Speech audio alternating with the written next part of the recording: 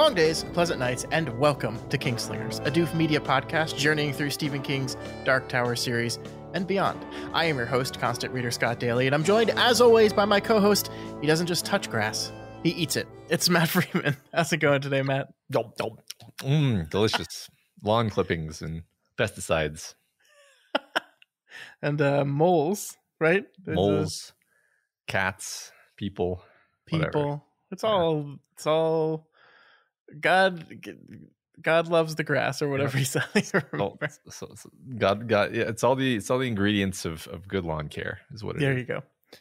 This week on the show, our coverage of Stephen King's Night Shift continues with 4 more short stories. We'll be chatting about The Ledge, The Lawnmower Man, Quitters, Inc., and I Know What You Need. And Matt, this week has some of my favorite stories in the collection. In these 4 stories alone, there are 3 stories that I absolutely adore, and also The Lawnmower Man.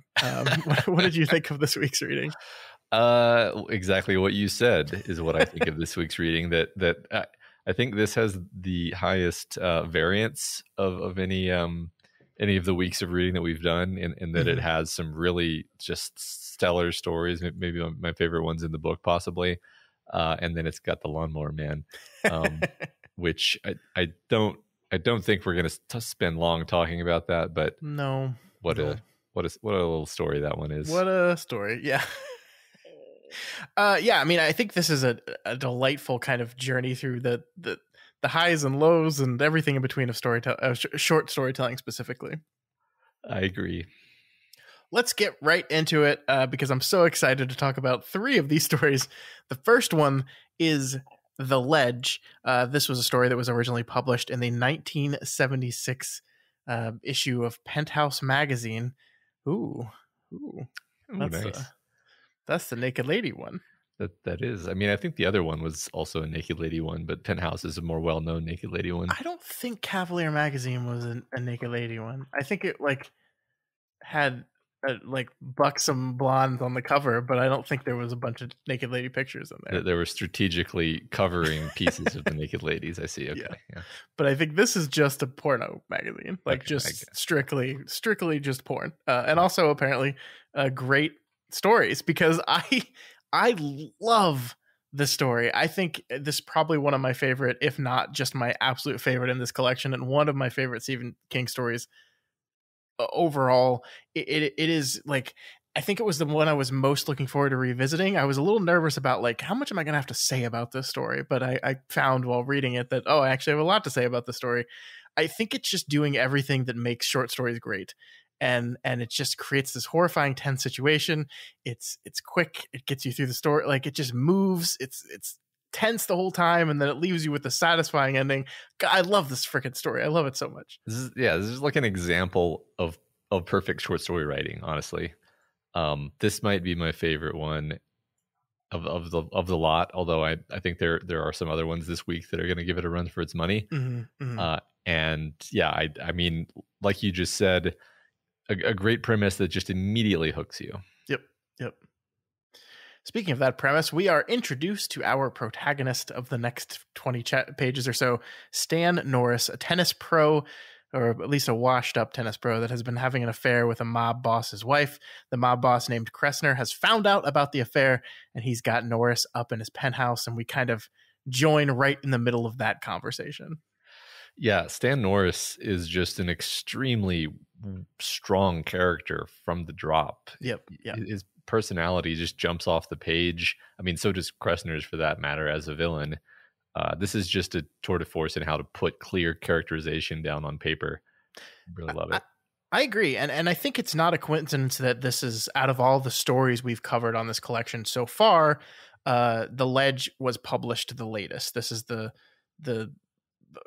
I think this is 76, right? And the rest of them were 72, 73, some early back in the late 60s. So this is one of the latest stories. And you can tell, I think you can tell that King has become a better writer since some of those stories. He's honed his craft a little bit. I love the characterization here. I love the descriptors as well. This part here really stood out to me. It's money, but not a payoff. Go on. Look. He was smoking a Turkish cigarette in an onyx holder. The air circulation system allowed me just a dry whiff of the tobacco and then whipped it away. He was wearing a silk dressing gown on which a dragon was embroidered.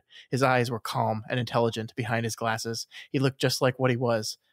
An A number 1 500 carat dyed in the wool son of a bitch. I just like everything about that description of Kressner just sings off the page. It really does. Like you just get a clear image of exactly who this guy is right away. Just fantastic. Yeah. And also I think it's verging toward what we begin to recognize more. I think this will jump out to us more as we get later in King's career, where he starts to do these beautiful character introductions that have this vibe. You know, we have a bunch of examples of this in The Dark Tower, where whether the character is important or not, they will get like less than a page of this sort of description, and you just feel like you know that person now. Yep. That you would recognize them on the street, and this is more than any of the other short stories. I think this story has that particular talent of King's on display. Totally, absolutely agree. So Kressner tells Norris the 20 grand in the middle of the room isn't a payoff, but a wager. And the other piece of the wager is Marcia, his wife. All Stan has to do is win the bet, and both of those things can be in his. And obviously, like the best, quote unquote, best parts of the story are when Norris is out traversing the ledge. But I really found myself enjoying the setup this time around. It's really effective. It's great how confident Kressner is as he kind of tightens this trap around Norris. He feels like he's already won, and I think part of that is because he knows that he already has Marcia, and Norris doesn't know that yet. But it's just, I don't know. The setup was really enjoyable to me, just watching it all lay out and watching these characters kind of verbally spar as they move to outmaneuver each other. I thought it was great. 100% agree. The hook of suspense is in you even before you hear anything about a ledge. You know, you know he's in trouble. You know the situation is bad. You know he's got Marcia. Oh no, I care about the outcome of this, and we haven't even introduced the idea of like, well, he's gonna screw with him. He's gonna make him walk around the ledge. Yeah. Do you think part of this is just because I think King is intentionally kind of playing in often tread tropes here, like the idea of like the evil mob boss catching the young athlete sleeping with his wife, and like, oh, what's gonna happen here? What is he gonna do? Like this is a thing that I think most people have seen and told in stories many times before. Yeah. I mean, totally. That's the thing I think King is good at is being like, all right, we're gonna do this type of story, and we're going to color within the lines somewhat so that you know what story you're in. Like we're going to put the guy in a kimono with a dragon embroidered on it. Like it's very specifically this kind of thing. Yeah. Okay. So you know where you are, you know where we are emotionally and genre wise, you know what tropes to expect. Okay, good. We're situated. Now let's get to the good part, you know? Mm-hmm. Yeah. I agree. And you know, for his part in this whole thing, you know, you said Norris was a really clearly defined, wonderfully defined character. And I totally agree with you. Like the one thing I love about him here in this opening part, we've had so many like shitty dude protagonists in this collection so far. Like so many of our main characters are just guys where you're like, God, this guy sucks actually. And it's okay to have those shitty protagonists in a short story form because you don't really have to endear yourself to them because you're only going to be around them very briefly. But this guy just seems like a decent dude, right? I really love the part where the first thing that he thinks is that the money in the middle of the room is a payout to like say, tell me where Marcia is and I'll give you this money. And he just immediately rejects that. Like he doesn't even, there's not even a moment of hesitation or consideration to take this money and damn this woman, which is really telling for a character that we see here. Like is not, his career isn't great, right? You know, tennis is all he knows. He was going to get fired from the club he was teaching at. And the only reason he didn't was because of Marcia. And so you could see a version of the story where he's tempted to take the money and like, you know, throw away the girl. But not this guy. Yeah, I agree. That's a great quick way of making you really endeared to him. Mm-hmm. And as we'll see throughout the story, he's a gunslinger. You know, he's got that steel in him, even when he's put under extraordinary levels of pressure. He will control himself. He will do what needs to be done. It's and yeah, like you say, that's just kind of establishing that.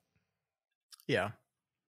So Kressner finally outlines his wager. All Norris has to do is walk along the 5-inch ledge that surrounds his high-rise penthouse apartment, and then he's free and clear. If he makes it around the building, he's free. He can take the money, he can take Marcia, and he can go. And I mean, like, this is immediately, you're like, what? I don't believe this at all. And I love the way King kind of plays with this, the idea that he has Kressner very specifically say that he never welches on his bets. Never. But I'm curious what you were thinking in this moment. Did you believe that he wasn't gonna welch? Did you think there was something more going on here? What was your thought process as you got through this part? I guess, like, structurally, that there's going to be some kind of ending twist or resolution that is not simply he gets around the ledge and then he gets the money and he leaves. Like, sure. So you don't necessarily know what direction it's going to go, but you can foresee there's going to be some kind of betrayal or some kind of twist where things don't go as planned. Yeah, I think it's this interesting kind of tightrope that you're walking here, because you're absolutely right that we want to be mistrusting of Kressner. We want to believe there's more going on, but we have to buy into the fact that Norris, on the one hand, feels like he has no choice, and on the other hand, perhaps believes that he manages to pull this off. He will actually win what was promised to him. Sure. It's his only hope, right? Like, it has to be plausible enough that he bothers to go through with it in the first place. Yeah. And man, Kressner is just so deliciously evil. I love the way he describes the wager and the way people he says he's proposed this to some other people, and I just love the way he talks. I proposed this wager 6 times to 6 different people during my dozen years in this apartment. 3 of the 6 were professional athletes like you. One of them a notorious quarterback, more famous for his TV commercials than his passing game. 1 a baseball player. 1 a rather famous jockey who made an extraordinarily yearly salary, who is also afflicted with extraordinary alimony problems. The other 3 were more ordinary citizens who had different professions, but 2 things in common: a need for money and a certain degree of body grace. I just love the way he talks. Like, I love that. Yeah. Right? Yeah, I love the phrase body grace. Yeah. Which I've never heard those 2 words put together quite like that, but it's still very clear what that means. It's just a very very great evil villain character. I really love this guy. And I love that part of this is definitely like he has some morbid curiosity to see if a person could actually do this, right? Like, I think he would not care if Norris fell and died. Like, I don't think he would care at all. But he, like, wants to see. He's, like, curious. And that's, like, he does this specifically with people that have that body grace. Like, he wants people to be successful with it. Like, he's kind of obsessed with it a little bit here. And I think that's a really fun addition to his character. No, I agree that it's not just a thing that he does sort of randomly. It's because you could just that's a great point, because you could be like, oh, it's just a thing he does to torture people because he gets his jollies from watching people suffer. But it's like, well, no, because he, like, reserves this as the special thing for people who are unusually physically talented, meaning he kind of wants to see him do it. Yeah. So yeah, and that, I think that actually helps you believe that our hero could succeed, because it's like, okay, so he kind of wants to see them succeed, and it would seem kind of weird and unsatisfying if they succeeded and then he just shoots them or something boring like that. Yeah. So without a choice, Norris agrees to the bet and walks out on the balcony, climbing down onto the ledge. He uses an old tennis trick that he has to empty everything out of his mind but the match ahead, and begins his walk along the building. I guess at this point, Matt, I'm going to ask you, do you think you could do this? This thing that this character is about to do, 5 inches of a ledge. I don't remember if it says exactly how many stories up, but let's just be conservative and say like 50 stories. Could you do this? If I had no other choice, like if they were going to kill me or kill some loved one of mine, otherwise, then I would have to. And one thing you think about is like, well, it kind of depends. If you know nothing more than like it's a 5-inch ledge around a building, then it's like, okay, like what kind of, like, does it have windows that you could sort of use to like grasp onto the edges? If, or does it have a kind of a lintel above your head that you could reach up toward? Because if it's literally just an edge and a totally flush surface, I don't know if I and the answer isn't, I don't know if I could make myself do it. The answer is I would probably just fall and die. Yeah. So that's the thing is it's a task where never having really tried anything like that, but sort of having a vague sense of, what tasks are difficult to do. You're like, could I let me rephrase. There's two ways of answering that question you just asked. Could I do that? Number one is like, could I make myself do it? That was the one I answered. The other one is like, would you succeed? And I'm like, no, I'd probably get blown off and die. That's what would happen. Yeah. I mean, I don't particularly see myself as being afraid of heights, like in a debilitating phobia kind of way. But I feel like it's no longer a fear of heights when you're on a 5-inch ledge at the top of a high-rise building. I think that's just a sensible human reaction to danger. Yeah. No, I agree with that. I wanted to focus on that a little bit, actually, because like in contrast, for example, to Graveyard Shift, where I'm not afraid of rats, and that story didn't particularly make me feel afraid of rats either. Like, it was like, okay, I guess that's kind of creepy, but it didn't get my pulse up. Whereas this story got my pulse way up, despite the fact that I'm not really afraid of heights either. But King is able to make you empathize with the character and make the character's plight seem very vivid and focus on the parts of what's happening in the story that are just objectively terrifying and would be terrifying if you were there, no matter how not afraid of heights you think you are. Yeah. And shoves that in your face, and then that becomes really effective. I think that's just another way in which King has gotten better with this particular story. Yeah, it's you're so right, and it's really interesting because, like, cleaning out equipment in a textile mill and finding super rats, walking along the ledge of a high-rise building is something I've never done. So I don't have an ability to actually put myself in that position from experience. But I do think it is fascinating how this text gets you into the mindset of this guy so perfectly, to where you can feel what he feels. You can feel when he totters. You can feel when he turns around the corner and hits the crosswind. Like, I feel like, yes, none of us have ever like walked along the ledge of a high-rise building, but we've all experienced wind, and we've experienced like, I don't know if you've ever gone to like an observation deck of these high buildings and just felt how windy it is up there. And like, so you can use that specific knowledge to kind of figure out how that would feel. And then maybe just also use like the basic thing that everyone does as a kid, which is like play balance beam on just about everything you can find that is thin and you can walk across. Yeah. The funny thing about balancing is like you can feel like, yeah, I got this, I can balance on this, and then suddenly you don't, right? It's like there's a weird instability thing, and then when you put wind into the mix, it's like suddenly your center of gravity goes just a centimeter too far, and it's all over. I feel like I'd be screwed with this, by the way. Not just because I'm a bigger guy, but I also have big feet. Like, I wear size 15 shoes. So I feel like 3/4 of my foot would be off the ledge. Yeah, that would be a big problem. And I feel like that would just push so much of my center of gravity so far back that I would need like superhuman calves. I would die. Well, you've got pretty nice calves, Scott. Well, thank you. I've always remarked on your calves. Well, I mean, I used to run a lot too, so that helps. I know. See, people think I'm being funny here, but I've actually in the past been like, Scott, you've got really nice calves.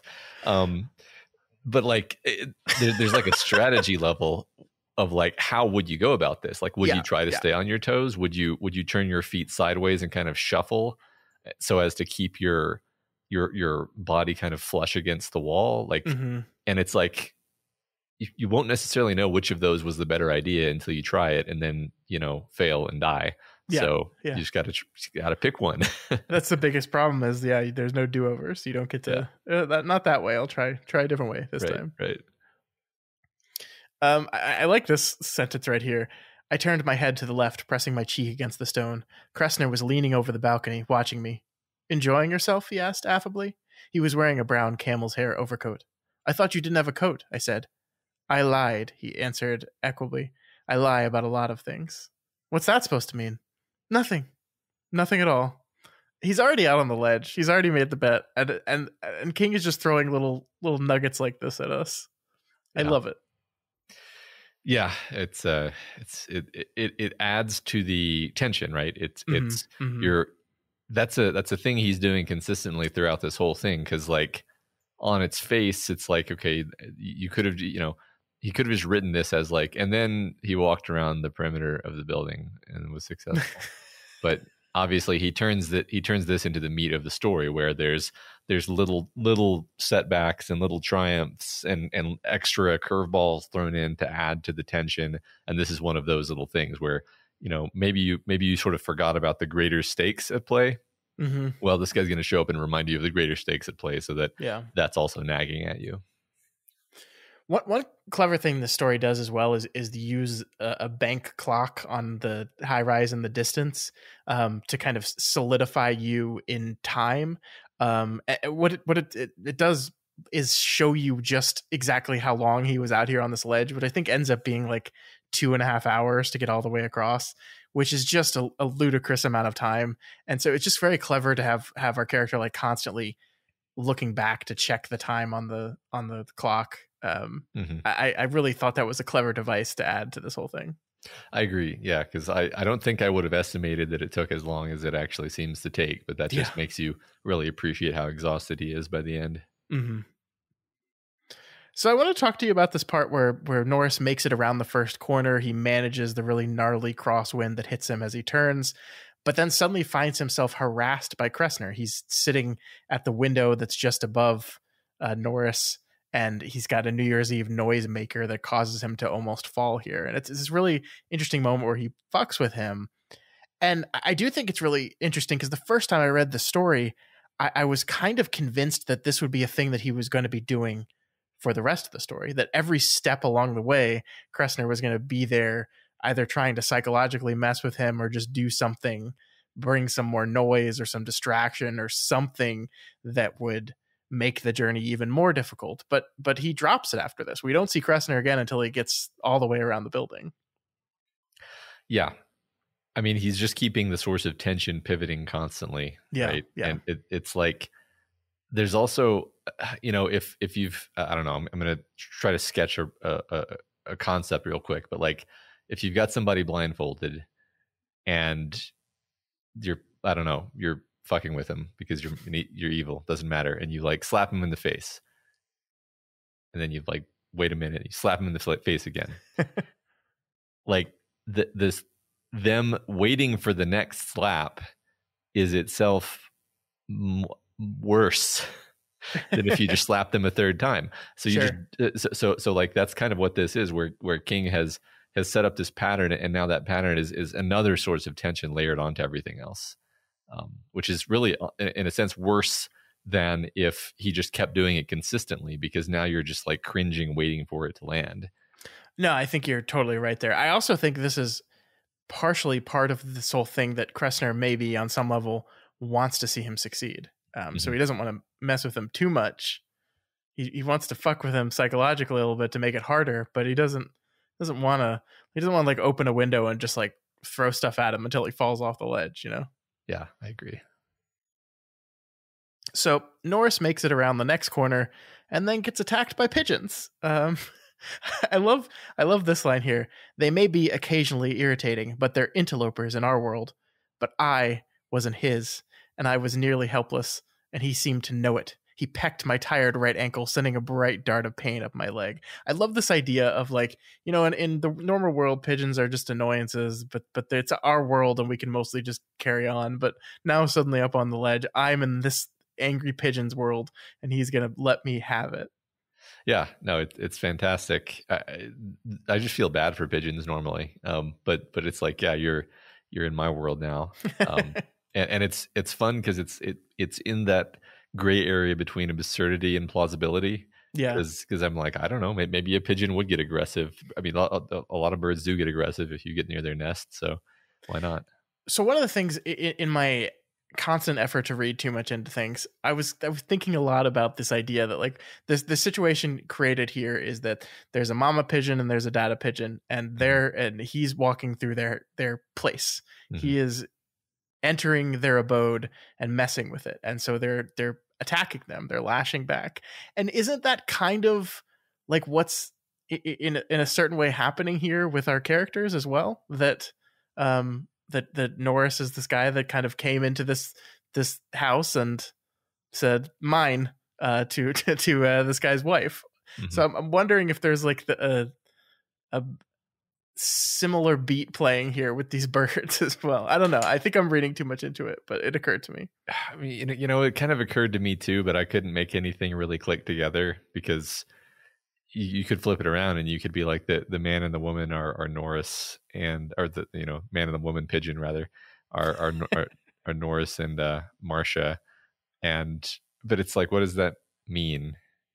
like I feel you in that I actually did try to reach for some kind of connection there, but ultimately I think that King sat down and was like, what are some obstacles that he could run into that would stretch out this journey, and he had pigeons there. Yeah. So finally, Norris gets to the penthouse balcony on the other side of the building. Apparently, this is an empty building and no one is home. I think this is one of the biggest surprises to me the first time I read the story was that, that there was another balcony over there that he was allowed to just rest on for a little bit of time, and B, that this place is just sitting there empty and not owned by Kressner. I guess you think penthouse apartment, and this is my brain, thinks penthouse apartment, you assume it's the entire top floor of the building.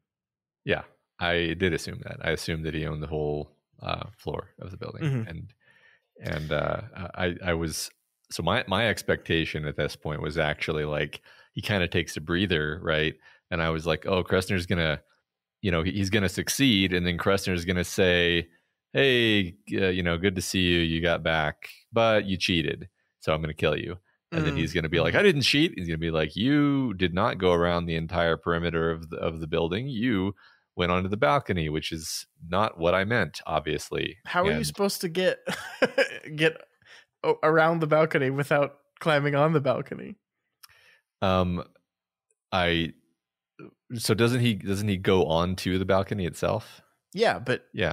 Well, my expectation of this double cross would have been that he was supposed to go around the outside of the balcony, but the ledge doesn't go around the balcony. Well, I figured it. Does it specifically not go around the balcony? I don't think so. I guess I thought you were supposed to go around the balcony to be said to be going around the outside of the building. So the ledge is like a few feet below the balcony, right? To the point where when you're standing on the ledge, you're like at the balcony's at like your chest height. That's true. That's true. So I figured it didn't extend around it, that maybe if you get super technical, there's like a little bit of space under the balcony, but above the ledge that you could like crawl along maybe. But maybe. I don't know. I think you and I have slightly different mental pictures of what this looked like, but in my, I think so. In my mental picture, it was this was a plausible double cross. Of course, I was wrong, obviously, but I mean, even if it wasn't part of the double cross, I really did expect Kressner to show up here. Like, I really did. Like, this is the perfect point where he like slides open the glass door and is like, "What are you doing resting here, buddy? Come on, you gotta get going. Let's move. Right. Get up now or forfeit the bet or something." I mean, the delicious part of it is actually that like you want to rest here forever, and it actually in and of it makes it harder actually that you have this halfway mark that you get to rest and relax a little bit at, because one, your tired muscles get a chance to tighten up a little bit, and two, it's going to make it that much harder mentally to leave safety again when you're halfway through, which is exactly what we see from Norris, is that the when he finally does get up off this balcony and head out again, like letting go of the wrought iron of the balcony was even harder than it was the first time. That's such a great point, right? Because maybe naively you would think like, well, why give him a reprieve of any kind? Why not just keep the tension ratcheted up? And like you say, this kind of lets the tension deflate a little bit just so you can crank it back up even higher. Yeah. So the rest of the journey along the ledge happens basically without incident, and Norris makes it to the balcony railing at roughly 11:09, which we said already was about 2.5 hours later, which is just holy shit, man. That's your heart beating at probably 150, 120 to 150 constantly for 2.5 hours. Yeah. Your muscles, it's a fucking marathon, man. That's rough. Yeah. That's it's hard to imagine, actually. It sounds horrible. Yeah. So he does climb up, and Kressner immediately sicks his goon on Norris, and it does seem like for a moment that he's going to indeed welch on the bet. But he ends up, letting Norris go. He doesn't. He just says, "You're free to go. Take the money and go." And of course, he waits until he's almost out of the door to drop the bomb that Marcia did not succeed in losing the men that were after her. They found her, and they've already killed her. She's already dead, so he can pick up her corpse, and that's all he'll get. Which our protagonist does not respond well to, because he immediately turns and throws the bag of money at the henchman. I love this particularly. It says, "I threw the bag of money. I hit him squarely in the gun hand, and it struck him hard. I hadn't been using my arms and wrists out there, and they're the best part of any tennis player. His bullet went into the burnt orange rug, and then I had him." I just love that. I love this, I've been going for 2.5 hours, but here's the muscles I didn't use, and I'm awesome. So fuck you. No, I agree that it was great to choose a tennis player for this, because it's like, it makes sense. He's got strong arms. He's got surprisingly strong arms. He could probably kick somebody's ass, actually. Yeah. So Norris overpowers the goon and then goes to Kressner, who offers him anything and everything he wants, but all Norris wants is a bet.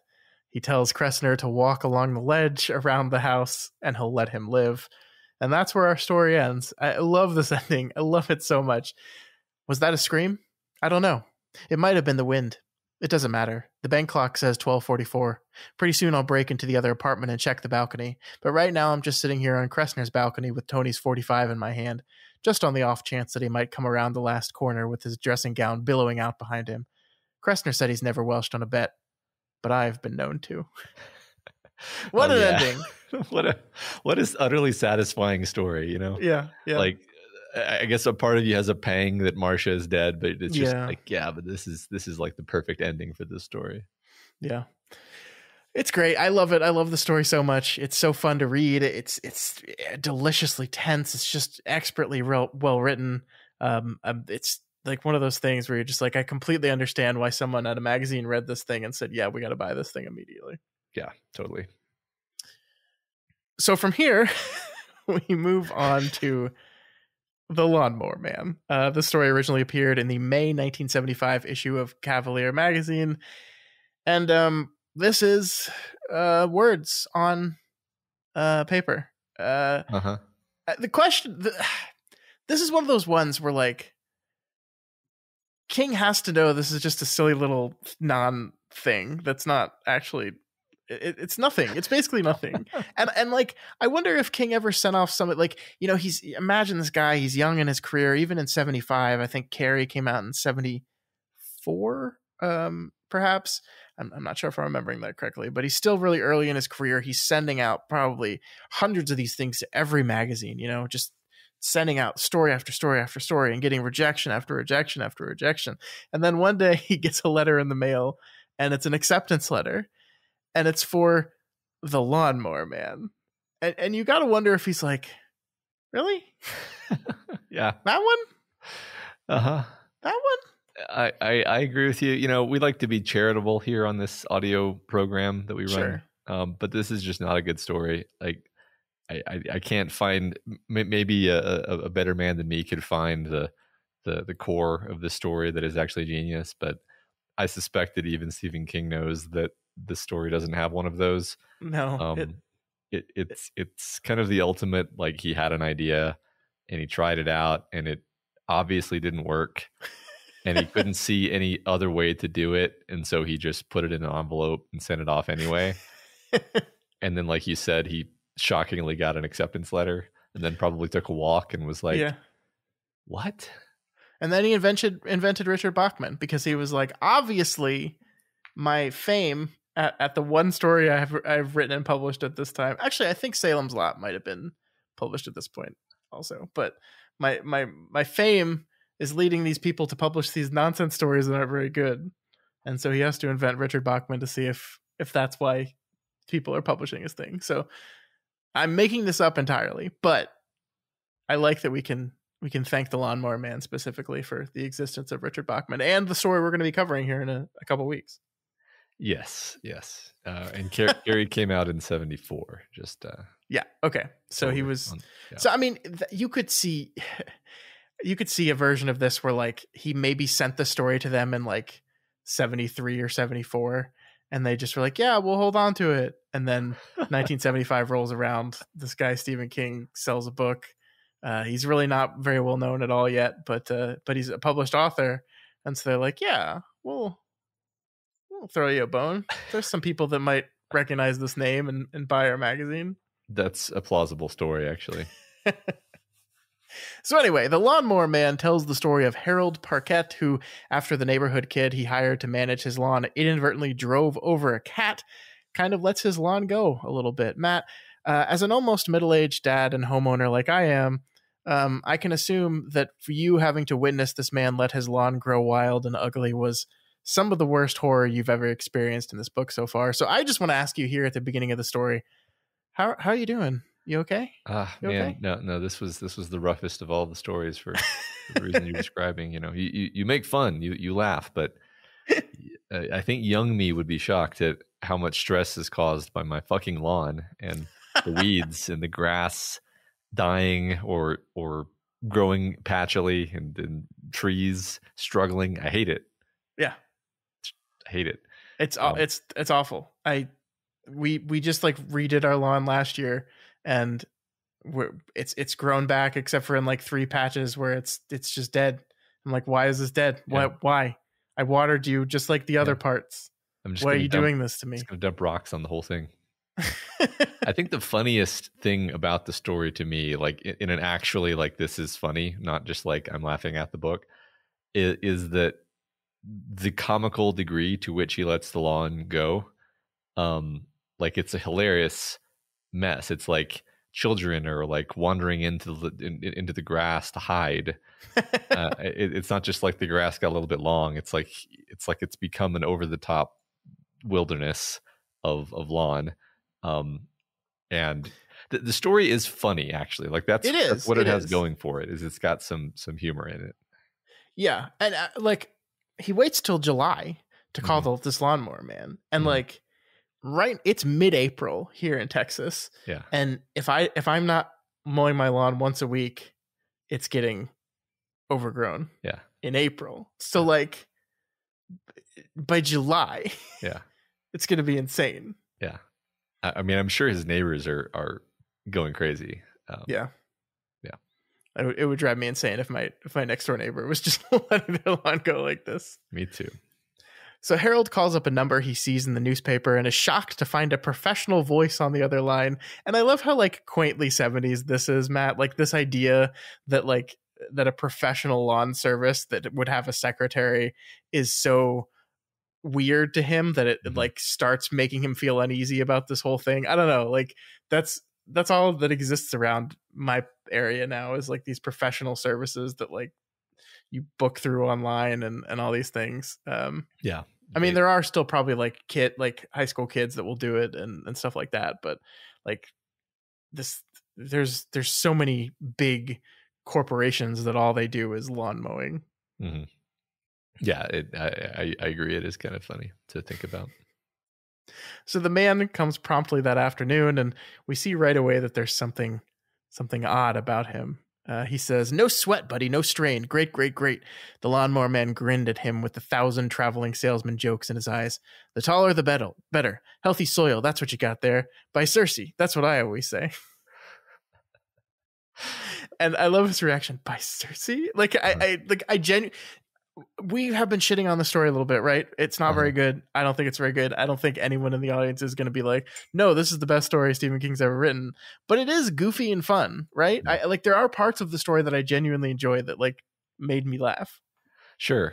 No, I kind of want to agree, step back and say I didn't hate the story. Like I don't viscerally loathe the story. It's just kind of a nothing story. Yeah, it is silly and fun and wacky.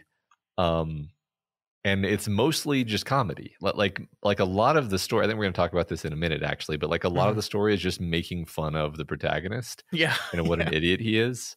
And we'll talk about that in just a second. Yeah, but before we do that, we have to point out this very important part. The Lawnmower Man mentions that he's a Yankees fan to our protagonist, who is a Boston Red Sox fan. Also, our author is a diehard Boston sports fan. And so this choice here makes perfect sense. All Yankee fans are evil satyrs who worship the god Pan and eat people. That is what King is saying here. And as a Mets fan, I completely agree with it. So just wanted to state that. Man, I'm missing all the subtext, but I'll take your word for it. There's no subtext. The Yankees suck. That's the subtext. All right, just lost us some listeners, I'm sure, but let's go ahead. Yeah, good. I don't even care. I got, so speaking of making fun, I'll read this and then we can talk about it a little bit. He opened his paper to the financial section and cast a judicious eye at the closing stock quotations. As a good Republican, he considered the Wall Street executives behind the columned type to be at least minor demigods. By Cersei. And he had wished many times that he could better understand the word as handed down from the mount, not on stone tablets, but in such enigmatic abbreviations as PCT and KDK and 3-2-1 up 2/3. So this is hilarious to me. This is some of the funniest parts of it, actually, is this guy. I think he heavily invested $75 into like a bison burger company and lost it all, but still checks the stock market every day, even though he doesn't understand it at all. Yeah. King's making fun of this guy and people like him, isn't he? He's making fun of a class of person, and it's, I think, knowing it's going to be published in Cavalier, he has a certain readership in mind who is more than ready to laugh at a stuffy, 1970s Republican stereotype. Because the joke is repeatedly that the guy's a moron. He thinks he's some kind of Warren Buffett because he reads the financial section, even though he literally doesn't understand the terms that are being used. And like you just said, he made a big stock investment that went bust. And like for him, this like makes him like an exceptional, knowledgeable person. He's so dumb, and it's funny. It is funny. Yeah. So Harold falls asleep briefly because he's also just like sitting around sleeping, not doing anything for most of. I mean, that's like he lets his lawn go and doesn't do anything about it until like July, where he's like, oh, I guess I gotta call someone. And I mean, the idea that he should mow his own lawn never occurs to him, obviously. No, yeah, definitely not. So he wakes up and he hears the lawnmower going, and it's very loud. And of course, the lawnmower is moving by itself somehow. The Lawnmower Man is not pushing it because he's behind it. And we see here the Lawnmower Man had removed his clothes, every stitch. They were folded neatly in the empty bird bath that was at the center of the back lawn. Naked and grass-stained, he was crawling along about 5 feet behind the mower, eating the cut grass. Green juice ran down his chin and dripped onto his pendulous belly, and every time the lawnmower whirled around a corner, he rose and did an odd skipping jump before prostrating himself again. Sure, why not? Yeah, what an idea. I mean, this is one of those things where you're just like, what is going on in this man's brain? Like, you have talked about Stephen King is such an idea man. He has such good like concepts and ideas that are clever and make great stories, and you're 100% correct. And then like, were you just like sitting there one day drinking a beer or like after mowing your lawn and being like, what if a satyr was a lawnmower man and he ate the grass? Yeah, probably exactly that. I mean, maybe there was like a satyr statue, or maybe he just saw somebody mowing their lawn, and he like in a flash of inspiration with quotes around it, he was like, what if that guy was like naked or something? Like they could have started anywhere. I agree. Yeah. Like it's very fun to think like, what was the germ of this? What started the ball rolling in that noggin of his to precipitate the Lawnmower Man? Yeah, I don't know. Yeah. So Harold faints after seeing the Lawnmower Man swerve to slice up and eat a fleeing mole, and is woken up a bit later by the Lawnmower Man himself, who is cleft hooven, talks about sacrifice, talks about the boss and how that's the god Pan. This is all kind of ridiculous. He endears himself to the Lawnmower Man by saying, "God bless the grass," which is delightful. I don't know what to say about the story. I really don't. Yeah, I don't know that we need to spend a ton more time on this. It's funny, but that's kind of it. It's almost like he wrote the story as a joke. Sure. Like he wanted to make his wife laugh or something, so he wrote the story and then on a lark sent it in. That's kind of how it feels to me. Yeah, I mean, the way King writes in general is just like he comes up with an idea and he writes to kind of feel it out, right? He's a by the seat of his pants writer. And a lot of times some of these stories, especially some of these short stories, like feel like they're short stories just because he had this kernel of an idea and he wrote until he didn't know what to do with the idea anymore. And so the story just ends and, oh, this one was only 10 pages. So I guess it's a short story. And that's what this feels like, because it's just like, all right, so here's the story. There's a man who's a lawnmower man, but he's also a satyr, and he gets naked and eats the grass. Yeah. And then you go, okay, Steven, what's the story? Well, that's it. He does that. And yeah. Oh, he'll kill the guy. He'll kill the guy because he's the end. Yeah. I mean, I'm going to say this one more time, that this is the most so-called writers of the stories, because it really reads like, the random words for that week were lawnmower, bird bath, Pan, and then he was like, all right, let's go. Because a lot of prompt driven stories, which you notice in so-called writers, end up being kind of silly and just funny, because it's like you end up with 3 words and you're like, well, I got an impression from these 3 words. It's stupid, but I'm going to write it anyway because it's kind of funny. And then people read it and they're like, that's silly. I enjoyed that. And then that's it. They never think about it again. I actually would like to know, like, where did this come from? If there's any interview material that's like, so, Mr. King, what was your inspiration for the 1976 short fiction, The Lawnmower Man? So the most hilarious punchline of the joke that is The Lawnmower Man is that someone made a movie about it. Yeah. Only, of course, they didn't. Right. Yeah, they made a movie of like one scene of it. Yeah.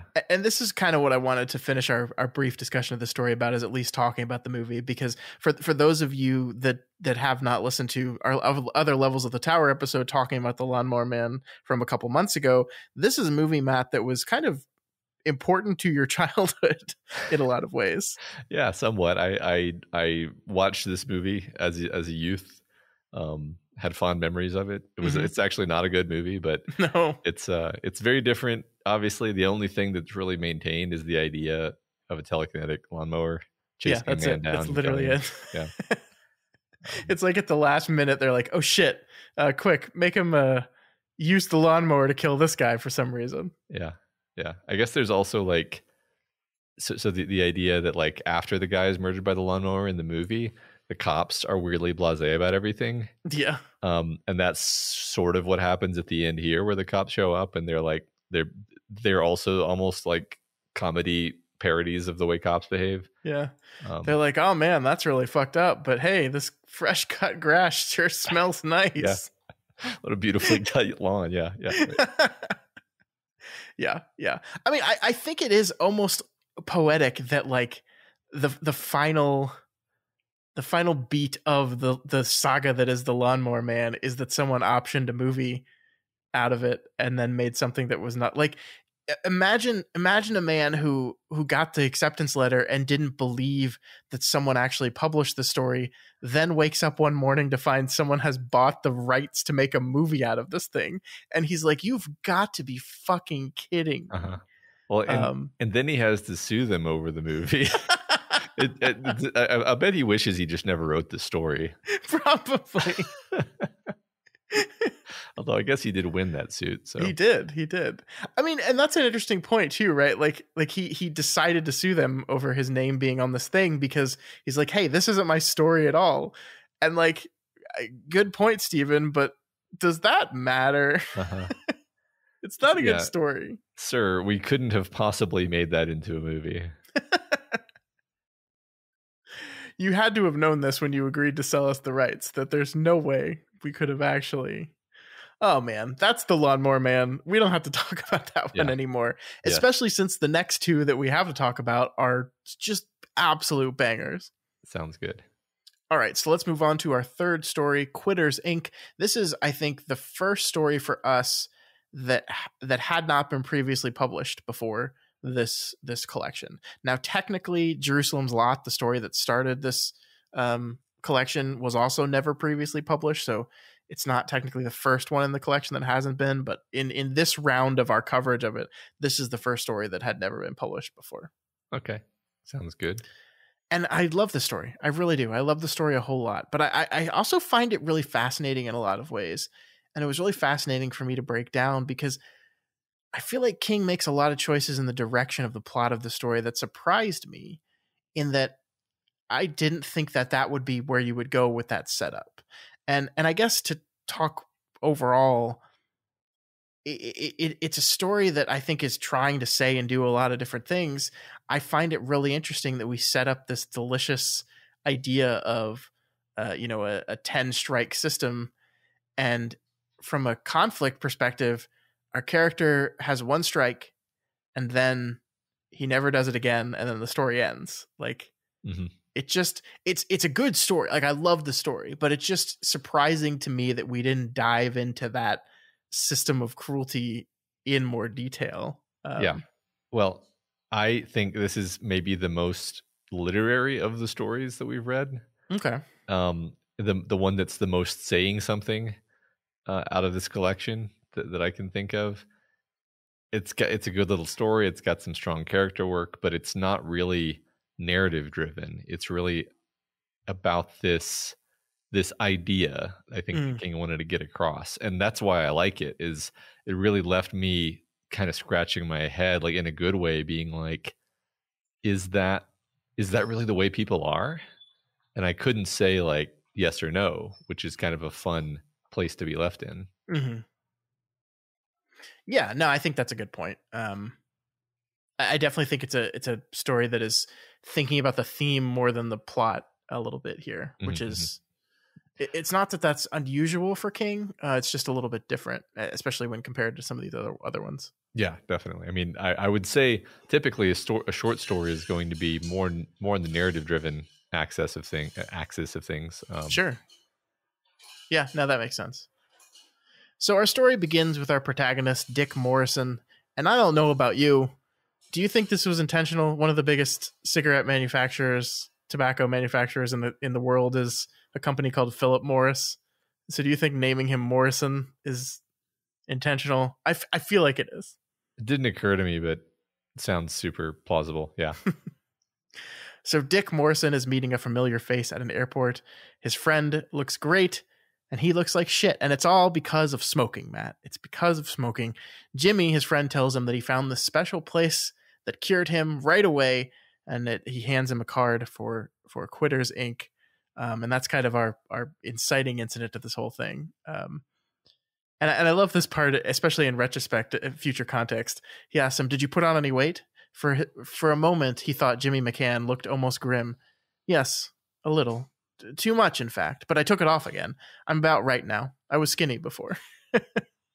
And we learn the full context of his pausing there and his grim look. Yeah, is great. I mean, this is what I love about the story, is the question of like, where are we going? What the hell is going on with this story? Yeah, really had me hooked from very early on. And the story really takes its time teasing out the answer to that question. Yeah. In a way that I liked, like, because you can get frustrated when a short story begins and you're like, okay, all right, where are we going? But like this one just had me immediately. I'm not even entirely sure why, but I was like, I think it was fundamentally the mystery of like, okay, well, what's going on with this Quitters Inc. thing? Like, how does it work? I'm just curious. So yeah, it's well structured. Yeah, and King shrouds it in mystery. You know, he says the Jimmy says he signed something that said he wasn't allowed to tell about the methods, which is really piques your interest because you're like, oh, what could that be? What? And like, I think as a reader of short fiction, especially short fiction that we know is written by Stephen King, your brain can do a lot of work here in wondering like what kind of horrible evil organization is this going to be that like how are you gonna have to sell your soul, or like is like what is gonna happen here? And it's like the possibilities are endless, and I think that does pull you into it for sure. Yeah I do like that, you know, one of the things we see here at the beginning that like Dick is in bad shape. Like he doesn't look good. His life isn't good. Everything's falling apart. And he meets Jimmy, who has quit smoking and has like gotten a promotion, and he's lost weight, or he's gained weight, but he's healthier. He's happier. Like there's this real interesting dialogue being had here around the actual destructive nature that is cigarettes. And King was a smoker for a long time. He quit eventually. I don't know the timeline of it. I think, you know, a lot of people that a lot of alcoholics take up smoking when they get sober, because it's a way of, you know, helping deal with those cravings by getting yourself addicted to something else. And I know he's quit smoking, but definitely this whole story is written from the perspective of someone who has very intimate knowledge of this whole habit and the things it can do to you. I found, even as a non-smoker, I found it relatable. I mean, I think this is a good example of King finding the relatable thing about the specific thing. But then also just like I've been addicted to caffeine for my entire life essentially, and I kind of know what addiction feels like. I know what a physiological compulsion feels like. I know how hard it can be to resist, and you know, I've tried to quit that before unsuccessfully. Well, and it's not even just that. It's like, I don't know. It's like you're like, I'm trying to eat a little bit better, and then you're walking by your son's Easter basket, for example, and you see a big collection of candy, and you're like the just compulsion to grab a Kit Kat or something and eat it, and it's like you don't even. There's times when like you're not even paying enough attention, and you just do it without thinking, right? Yeah, and just how easy it is to relate to this physical and mental compulsion that is smoking. To just, you know, you're walking down the street, you pull out a cigarette and you light it up because it's a thing that your body is used to making you feel better. I don't know. It's just, I agree with you. It's very relatable. Yeah. So a month later, Morrison is having a particularly shitty day, and the Quitters Inc. card just happens to fall out of his wallet. So he decides to go give it a try. And I think the first visit, like this is one of those stories that I think you should reread eventually, and everyone should reread after you know where it's going, because it really is a lot of fun seeing everything that's being laid out that at the time comes off as mystery, but with full context comes off as like, okay. Like it is really shocking to me that he gives up so much of his personal information so quickly. Like the reception person is just like, all right, name, address. And it's like, okay, well, there's all your information and how they find him immediately and are able to follow and track him down. Like, I guess it's generally true that if I go into a business and they ask for my address, I'm just going to like give it. But I don't know. It struck me knowing where this goes that like he tells where he lives. He gives his wife's maiden name. You know, he tells about his kids and a kid and all this stuff, you know? Yeah, I guess, if I'm going to think about why, right, I think it speaks to a kind of latent desperation to quit, that like he wouldn't have even gone there in the first place if there hadn't been quite a bit of building desire to quit. And there's I think with all of us, with our vices, there's a kind of tension that's always there. That's like, man, I should quit. and then there's like the part of you that is addicted that's like, yeah, you're welcome to try, but like after a day or two, I'm gonna cause you to relapse because it's gonna suck a lot more than you're imagining right now. So like there's always that tension, and I but like at different times, the reason why a person actually tries to quit is usually because they've just gotten super disgusted with themselves, and so they're willing to do pretty extreme things. And it can seem really sudden and shocking actually from the outside. Yeah, and really, I mean, I think it's obviously he doesn't want to smoke anymore. Yeah. But I think it is interesting that he's also using like his addiction to cigarettes as kind of like the keystone of his life, and is like, this is the one thing that if I fix this, I feel like everything else will fall into place. It is interesting. Yeah, maybe we can revisit that after we see how things fall out, because that's an interesting point, that he is kind of hyper fixating on this as being super important, but it's like it turns out to actually be true. So yeah. I do want to talk to you briefly here about King's choice to make Morrison's son have a mental disability, because that's the one thing he's telling how many he's telling you that he's married, and he's saying how many kids he has. He has one, and he says here he thought of Alvin and frowned slightly. One was the wrong word. A half might be better. And then there's another bit a little bit later in the story where, after he's quit, goes to visit his son, and his son's, it says his son's slobbering, delighted kiss, somehow not as repulsive as before. I think this is really interesting, right? Because obviously this is a guy who is not doing well with the fact that he has a son that's mentally handicapped. And I'm not saying it's not that he doesn't love the kid. It's just that he's not doing well with it. And they've kind of just shipped the child off to a place that can take care of him. And that's it, right? Like, I don't want to say, oh, this guy's a piece of shit, but I don't think he's like the epitome of morality either. Yeah. Well, he's selfish, but he's relatable selfish. Sure. On the Stephen King piece of shit character scale, I think he falls between your Jack Torrance and maybe your Larry Underwood, where he's not as bad as Jack Torrance, and he's flawed like Larry Underwood, but maybe he wouldn't, go to the level of nobility as your Larry Underwood either. He's just like a normal flawed guy, and I think the fact that the story is about a specific vice, like we all do have our vices that it's like, I shouldn't do this, but I'm gonna keep doing it, and so I think it makes sense to have a character who's flawed and maybe a little bit unlikable in certain ways, but he does basically do what he needs to do. Yeah, more or less, mostly. For the most part, yeah. Yeah. So Morrison agrees to this whole thing. He signs up, and the next day he finds himself back in the Quitters Inc. office, ready to get his treatment. His caseworker, Donati, has him hand over his last pair of cigarettes, or his last pack of cigarettes, rather. And I actually love this part where King like shows Donati like take pleasure in smashing that carton of that pack of cigarettes to pieces. Like, I don't know. I find this just really fascinating. These are guys that day in and day out do horrible things to, I guess, as he says, pragmatically help people quit.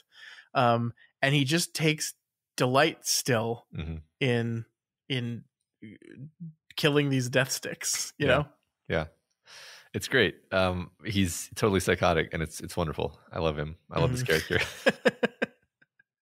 He is psychotic. He's totally psychotic, but I don't know. Can you argue? You can't argue with success, right? Maybe we all need our loved ones to get a little shocky shock to put us on the path to success. This is my favorite cognitive aspect of this story, is that I'm not really sure whether we're supposed to think that this is a good thing or a bad thing. Yeah. Yeah, we're jumping ahead here so much, but the idea that one of the most fascinating aspects of the story to me is he agrees to this thing. He's told about it. He's stuck in it. He fucks up, and his wife is taken in and shocked. And like, there's this moment where he's like, oh, she's going to hate me now. I did this to you. It's my fault that this happened to you. And she doesn't, right? Yeah. She doesn't hate him. In fact, she says, it was worth it. God bless these people. They've let you out of prison. And you're just like, wow. Yeah. And yeah, I mean, I don't know how we're supposed to feel about this method. Like, it's a good thing. Like, obviously they're murdering people if they can't quit, right? That's the thing we get here, is that like, if you get to failure number 10, you just become part of the uncurable 2% in their thing, and they just shoot you and you die. So like, this isn't a good place, but everyone's reaction to it is remarkable. I think it's very fun that King chose to make them basically evil coded, even though it's kind of like the thing in Fight Club where it's like, if you're not on your way to becoming a veterinarian in 6 months, I'm going to kill you. Yeah. Where it's like, it makes you think, right? Because you're like, well, that's bad. But like for a certain kind of person in a certain place in their life, they might look back on that event and say, that's what turned things around for me. And that's what happens to these characters and their wives.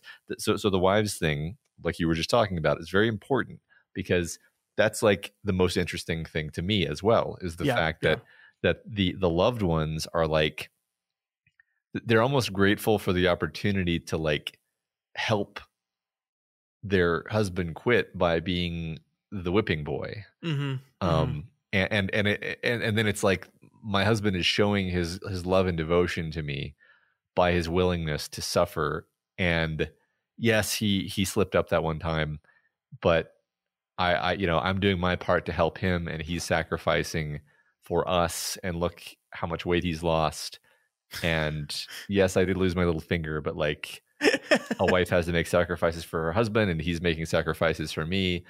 And it's like an interesting statement about like relationships and the way we view vices, and you could, step back from it and be like, by smoking, you're sort of exerting a cost on your family too. Yeah. So is the idea that like getting shocked every once in a while is less of a cost than having to just literally just live with someone who's a smoker? Maybe something like that. Yeah. It's really interesting. I do think the biggest thematic through line for me is this idea that our addictions, both having them and attempting to quit them, that the people that they affect the most is the loved ones around us, right? That's kind of why I think your wife is the first rung on the totem pole of punishment when you fail is that your wife is going to be punished. And it's because, well, your wife is punished by you smoking, but also your wife is punished every time you fuck up in trying to quit, because all you're doing is hurting her. Like anything you're trying to quit, if you're trying to get healthier, if you're trying to drugs, alcohol, anything, like your spouse, your family, your loved ones, like those are the ones that take the brunt of what's happening to you. And so it's like a perfect metaphor for that, actually. Yeah, I totally agree. That's my favorite thing about the story. Mm-hmm. So we jumped all around there, Matt. But the thing I wanted to talk to you about is actually this line here. And Donati says, as pragmatists, we have to start by realizing how difficult it is to cure an addiction to tobacco. The relapse rate is almost 85%. The relapse rate for heroin addicts is lower than that. It's an extraordinary problem. I don't know if that's a true fact or not. I did some, cursory Googling, and I found out that at least as of like 2021, the relapse rate for cigarette tobacco use was 75%, which means, hey, it in 50 years, it's gone down 10%. Look, we're doing it. Yeah. Well, it's probably like nicotine patches and gum and stuff that have helped, but yeah, but have helped. Yeah. But like we've had like extraordinary technological advances in that kind of thing and understanding of how addiction works. And still we were only able to reduce that relapse rate by 10%. But again, I don't know if this stat is true. I think I also read somewhere that heroin was somewhere around 80%. So I guess if the 85% was true, that would technically be a true statement. But that's one of those things that you read that and you're just like, wow. Yeah. Well, nicotine is super powerful. Yeah, Mm-hmm. it's one of those ones that is really unpleasant to get off of. Yeah, I mean, this is how I quit smoking, and if I ever light up again, you're going to be killed, Scott. Actually, I'm sorry about that. Oh no, I didn't know you were a smoker, Matt. This is all new information for me. But you know what? It's worth it because you're so happy now. Yeah, I thank you for appreciating my sacrifice. My sacrifice. Well, not if I'm good. Some of you may die, but that's a sacrifice I'm willing to make. Yes. So Morrison leaves the office and wanders around in a bit of a daze.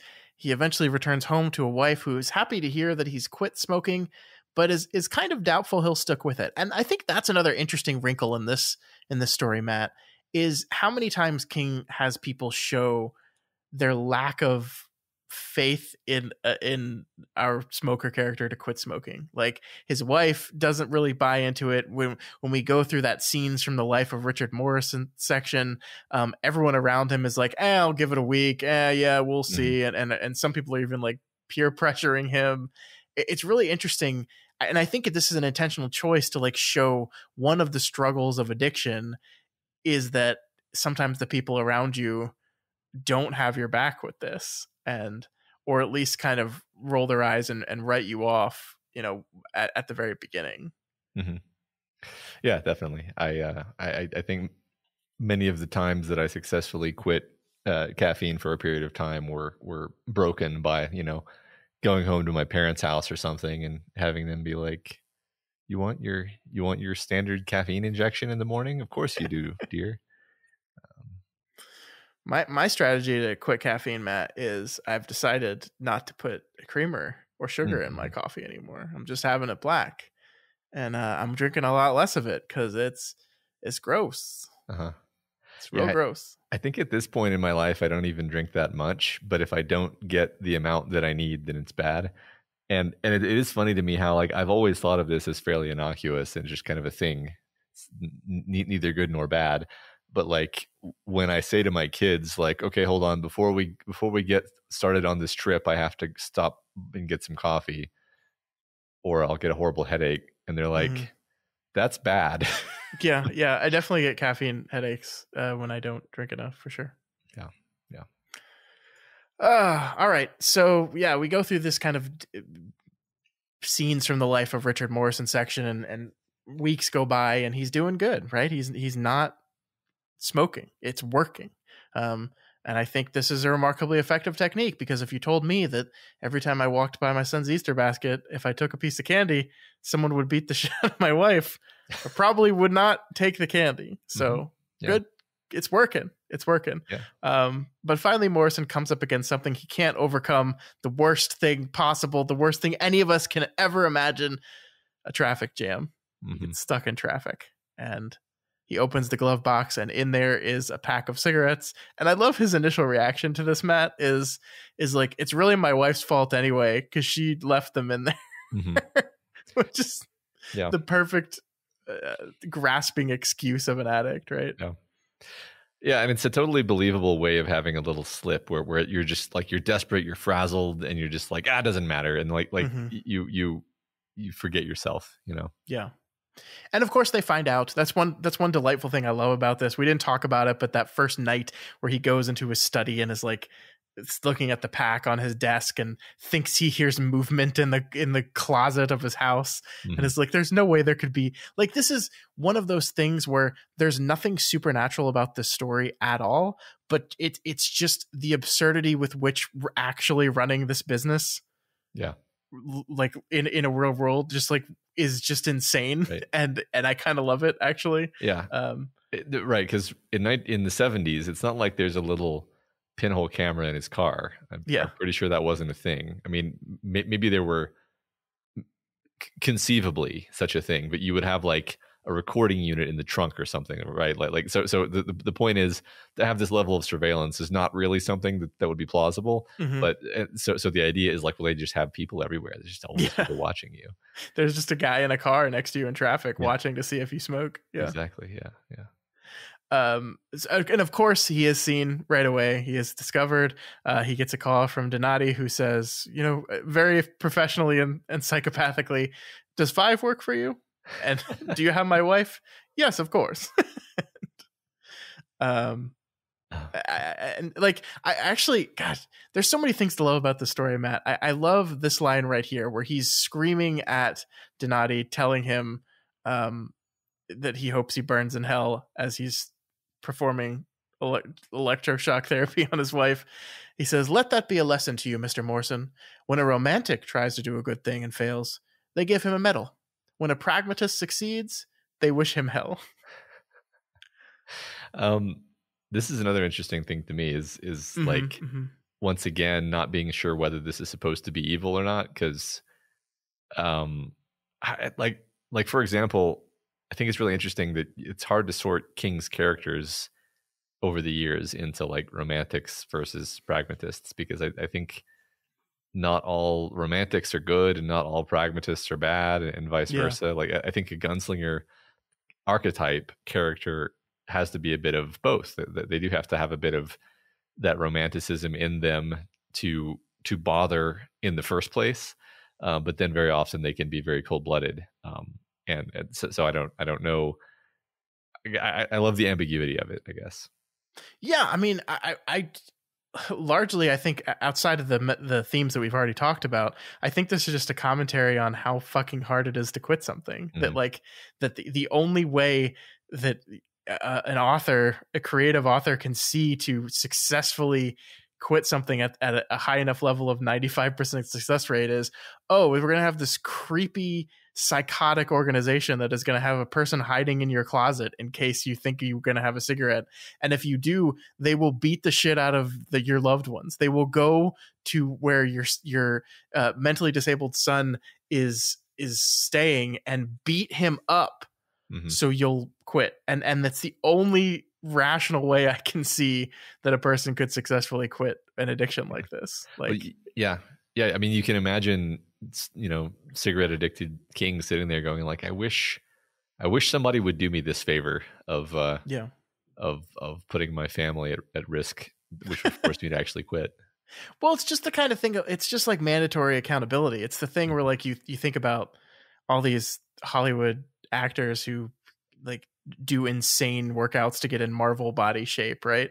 And it's like, that seems absurd and ridiculous, but also they have like people there 24/7 to pick out every meal that they eat, to design their workout plan. It's that kind of thing where it's just putting this very rigid structure in your life, where you are accountable, but you have people to check you on that accountability constantly.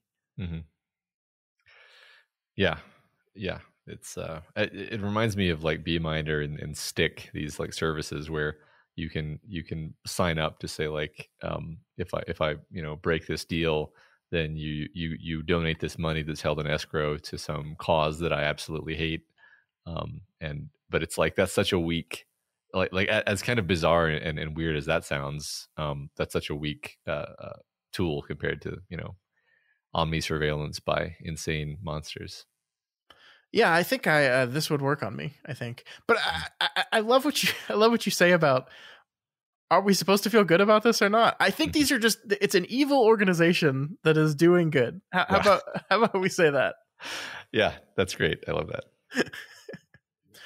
that. So yeah, as we said, Morrison's wife finds out about this and is incredibly cool with it because she's seen what quitting is doing to him, how it's improving his life. And from this point on, Morrison is able to successfully quit. And this is the part that, I continually am shocked about, like that there just seems to be, like when I lay out the rest of this story, there seems to be so many opportunities for him. You fucked up again. Or, you got in a bad fight with your wife and you're not feeling as kind to her at this very moment, so you like vindictively smoke knowing that she's gonna face the, you know, like there's all these opportunities for horrible monstrous king characters to just be horrible monstrous king characters. Like I couldn't help but think of Thinner and think of the main character from Thinner if he was trying to quit smoking as well, and what he would do to his family if he had a craving for a cigarette, you know. Yeah, that's interesting. I mean, that the conflict in Thinner is played up a lot more, whereas there's almost no conflict in this. Well, that's not, you know what I mean, right? It's like, it's really about like, is he going to be able to control himself? Yeah, and he just does. I mean, after he has that one slip up, and then he does. I love Quitters Inc. is not quite done with him yet, though, Matt, because they give him some diet pills and order him to maintain a certain weight. If he goes above that weight, his wife will once again get punished. They'll chop off a finger. This was this in this original thing he signed? That's what's funny to me is he has no say in this. They're just like, oh yeah, you're going to be losing weight now. I mean, it's also maybe this was less obvious in the 70s, but like, oh yeah, we're going to give you diet pills, which are basically something on the amphetamine spectrum, right? So like, here's some highly addictive drug to get you off of smoking. Yeah. It's great. That is very 70s. Like I was thinking, like no one would give you, like the diet pill fad has kind of just gone away because we've realized that's just drugs, actually. Right. Yeah. My favorite part in the entire story, though, is when he gets the invoice from Quitters Inc. and they charge him 50 cents for the electricity used to shock his wife. Yeah. It's so funny because like, so the final cost of this whole thing is $5,050. It's weird. It's $2,500 for the treatment. It's $2,500 for the caseworker, and that's 50 cents for the electricity. And like, I know it's the 1970s and $5,000 is a lot more than it is now, but like, there's no way they break even on this whole thing. You know, like there's this kind of throwaway line about how we try to break even. You know, this company was created by one guy who got tired, and like we're really out there to serve the common good, and we try to break even. And I was like, there's no way the number of people you have to hire to this man will be surveilled for the rest of his life. It says he will have random surveillance at various points for the rest of his life. And it's totally impractical. And yet they're going to nickel and dime him on 50 cents for electricity. I just love it. I love it so much. Me too. So now that we're done, like, I think my favorite, I think I love the ending more than anything else, where, you know, that they meet the man who first got him into all this and that man's wife. And instead of any resentment or blame, everyone is just so happy. Yeah. The two men are so happy. The two wives are so happy, despite the fact that the other wife has lost a finger. Everybody's so happy. They don't regret signing on to this insane bargain at all. And I just think that's a fantastic way to end the story, because you're like, is it worth like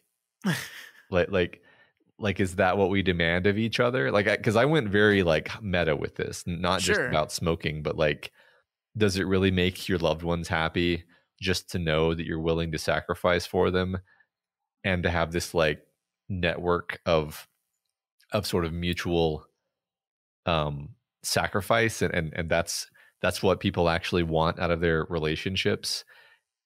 And I was like, that's so beautifully cynical, and I can't say that I think it's totally wrong either, because we do value each other's willingness to sacrifice for us, and vice versa.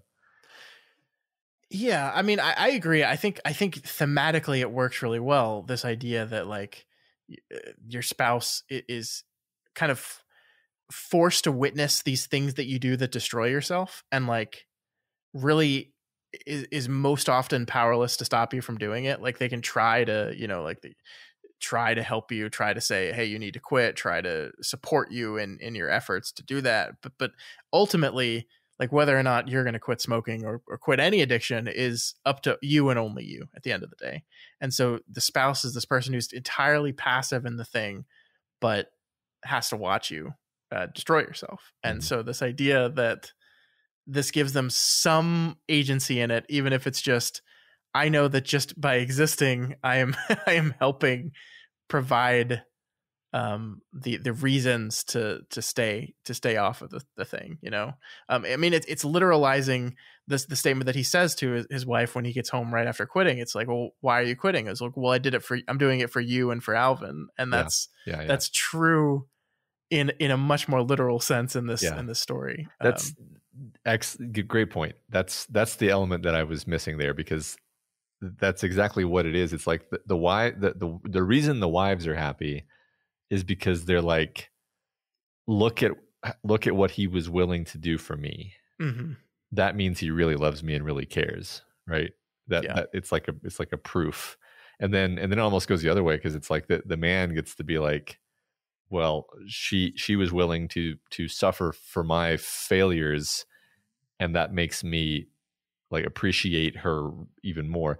I don't know. It's just it's genius. Great. Love this story. It works very well thematically. Mm-hmm. I have to say, I don't buy it that would be a human being's actual reaction to this thing. Like, my wife loves me very much.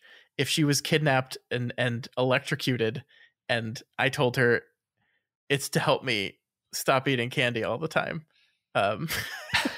she would probably be like, "What the fuck?" Well, only one way to find out. I'm being serious about this whole thing, though. I don't believe, and again, from a thematic standpoint, it works great. I love it. I love it as a thing in the story, but as a believable human reaction to the events that have been built in the story, I don't believe that a person would react just like, oh no, it's okay, they're helping you. I'm fine with it. Actually, I'm fine with if you ever fuck up, if you ever have a cigarette, next time it's going to be worse. Next time our son might be beaten up. Like, I don't buy that the reaction would be that casual and like, I'm so happy now, you know?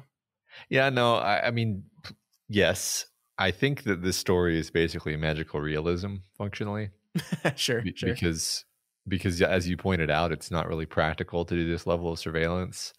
And also in magical realism, you can kind of have characters behave in ways that are not really human, but it's for purpose.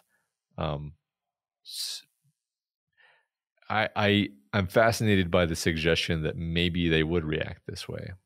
Like, I think you're probably right, but I'm not 100% sure, you know? Mm-hmm. But that's the end of the story. Anything else you wanted to talk about on Quitters Inc.? No, I love that one. Me too. Let's move on to another one that I really like a lot. This is our final story of the week, titled I Know What You Need. This one, Matt, was published in the September 1976 issue of the Cosmopolitan magazine. So this is very different. It's not a porno mag like Penthouse. It's not a man's magazine like Cavalier. This is a woman's magazine. And oh, look, it's our first female lead character of Night Shift. Here we go. All right. Sorry, go ahead. I was just saying, very, very clever of him to obviously put a story with the woman's perspective in the woman's magazine submission. Yeah, I mean, you're definitely writing to your audience here, right? Like he's sending a story that he thinks Penthouse would publish to Penthouse. He's sending a story that he thinks Cosmo would publish to Cosmo. For sure, and this, not just the fact that it's a woman's perspective, but the fact that it's about women's perspective. It's this genreified version of this sort of typical dating situation that's elevated, obviously. Yep. Once again, of course, this is a great story. I love this one as well. This one had me hooked from the beginning. Yeah, totally. I really like this one too. So we meet our protagonist, Elizabeth, a college student in the middle of a cram session in the library, when a man named Ed Hammer just comes right up to her and says he knows what she needs. And I love this title. I love it as a title. I love it how it starts the story, that it's the first line of the story. And a part of the reason I love it, Matt, is it's wrong. Like, Ed doesn't know what Liz needs. Ed knows what Liz wants, or at least what Liz thinks she wants, right? Mm-hmm. Like, and we're going to have a lot to talk about what Ed's powers actually are here, because I think there's much more going on. But like, I think it at the beginning it seems like just an ability to read minds, because from the jump she says like, yeah, somewhere in the bottom of my subconscious I was kind of thinking about wanting ice cream, and so he's here to offer ice cream, but that's not what she needs. Nobody needs ice cream, right? And I think that's an important distinction that kind of defines these two characters' interaction and how the story plays out from here. It's a great distinction that I didn't really think about at all, honestly. So I'm excited for us to go through this conversation, kind of keeping that in mind, the wants versus needs dichotomy. Yeah, because the one thing that is interesting to talk about, and I think this gets into a lot of things that the story does later on, is this idea that at the end of this interaction, she does end up getting some strawberry ice cream with him. And so the way this plays out is he says, I know what you need some strawberry ice cream, let's take a break from your studying and go get it. She says, oh yeah, somewhere in the bottom of my mind I was thinking about having that, but no, I'm not going to do that. And then like an hour later she's just like, screw this, I give up studying, I'm going to go get some ice cream because Ed mentioned ice cream, and he's there with an ice cream cone suddenly, right? And so the question you have to ask yourself is, did she really even want ice cream, or did he just put the idea of wanting ice cream into her head? And then her brain said, oh yeah, ice cream would be good, so like how much of this is, and that's kind of the question through as she learns what his powers are and what he can do, is how much of this is me and how much of this is what he wants me to want. That's really interesting. Yeah, I didn't think about that so much. I think my assumption was more just that he is reading her mind, he knows her inclinations, what she wants, what she doesn't want, and he just chameleons himself into what she wants. But I think it's definitely that there is 100% that for sure. Mm-hmm.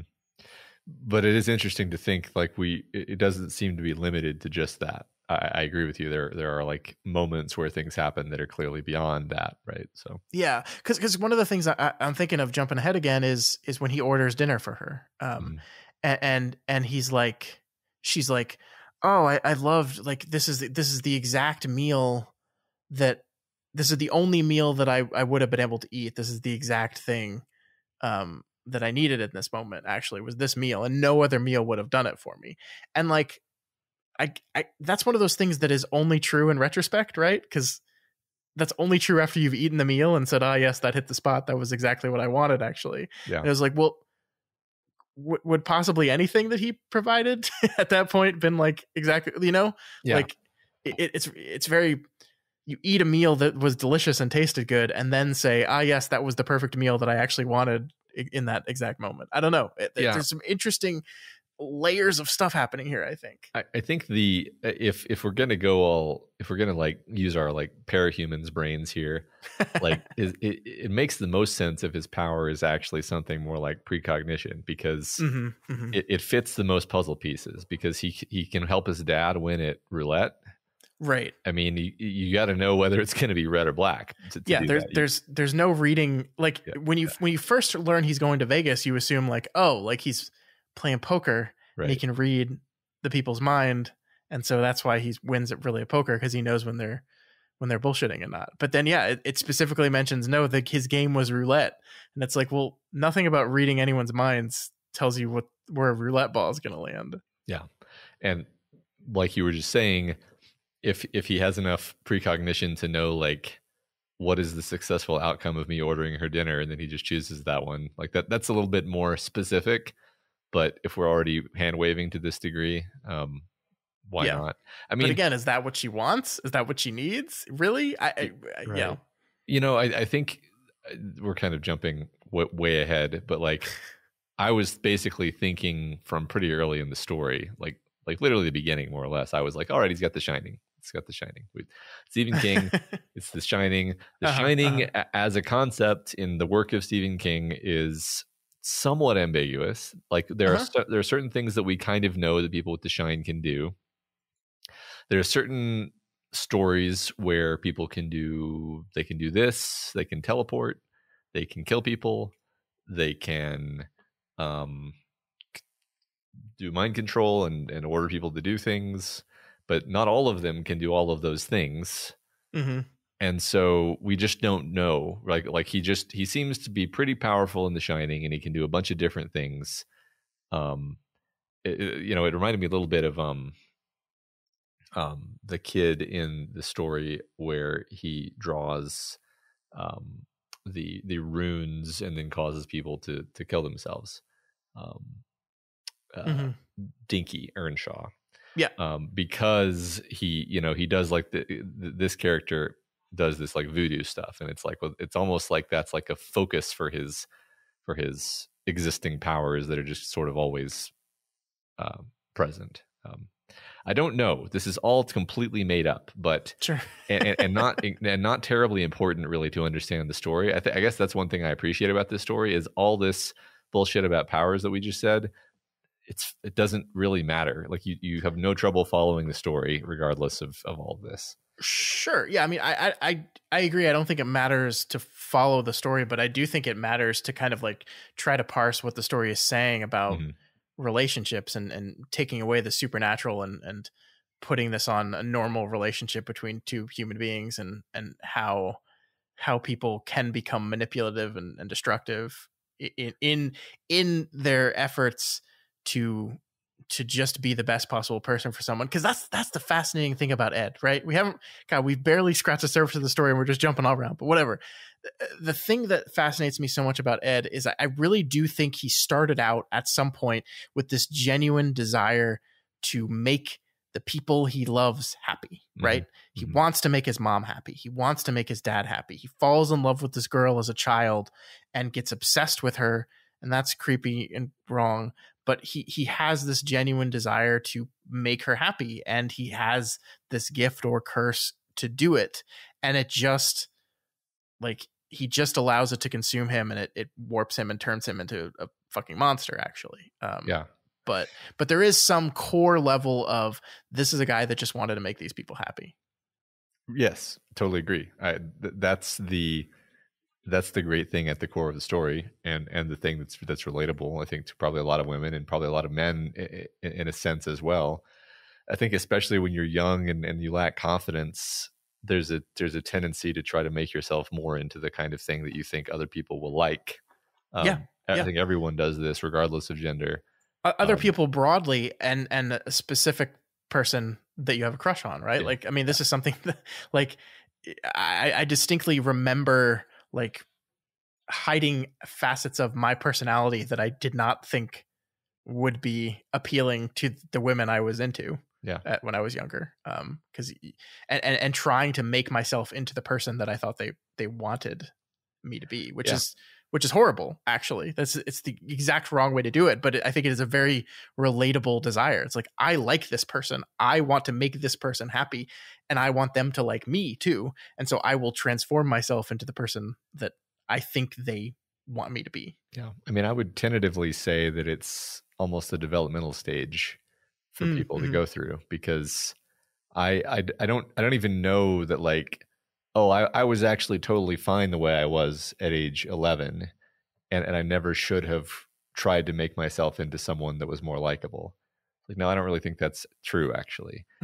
I think you have to try on a bunch of different faces over the years, and then in so doing, you find out what resonates with you and what works for you, and then that's kind of who you become. That's the way most people are anyway. I know there's some people who just kind of are who they are and they never change, and that can be good and that can be bad. Yeah.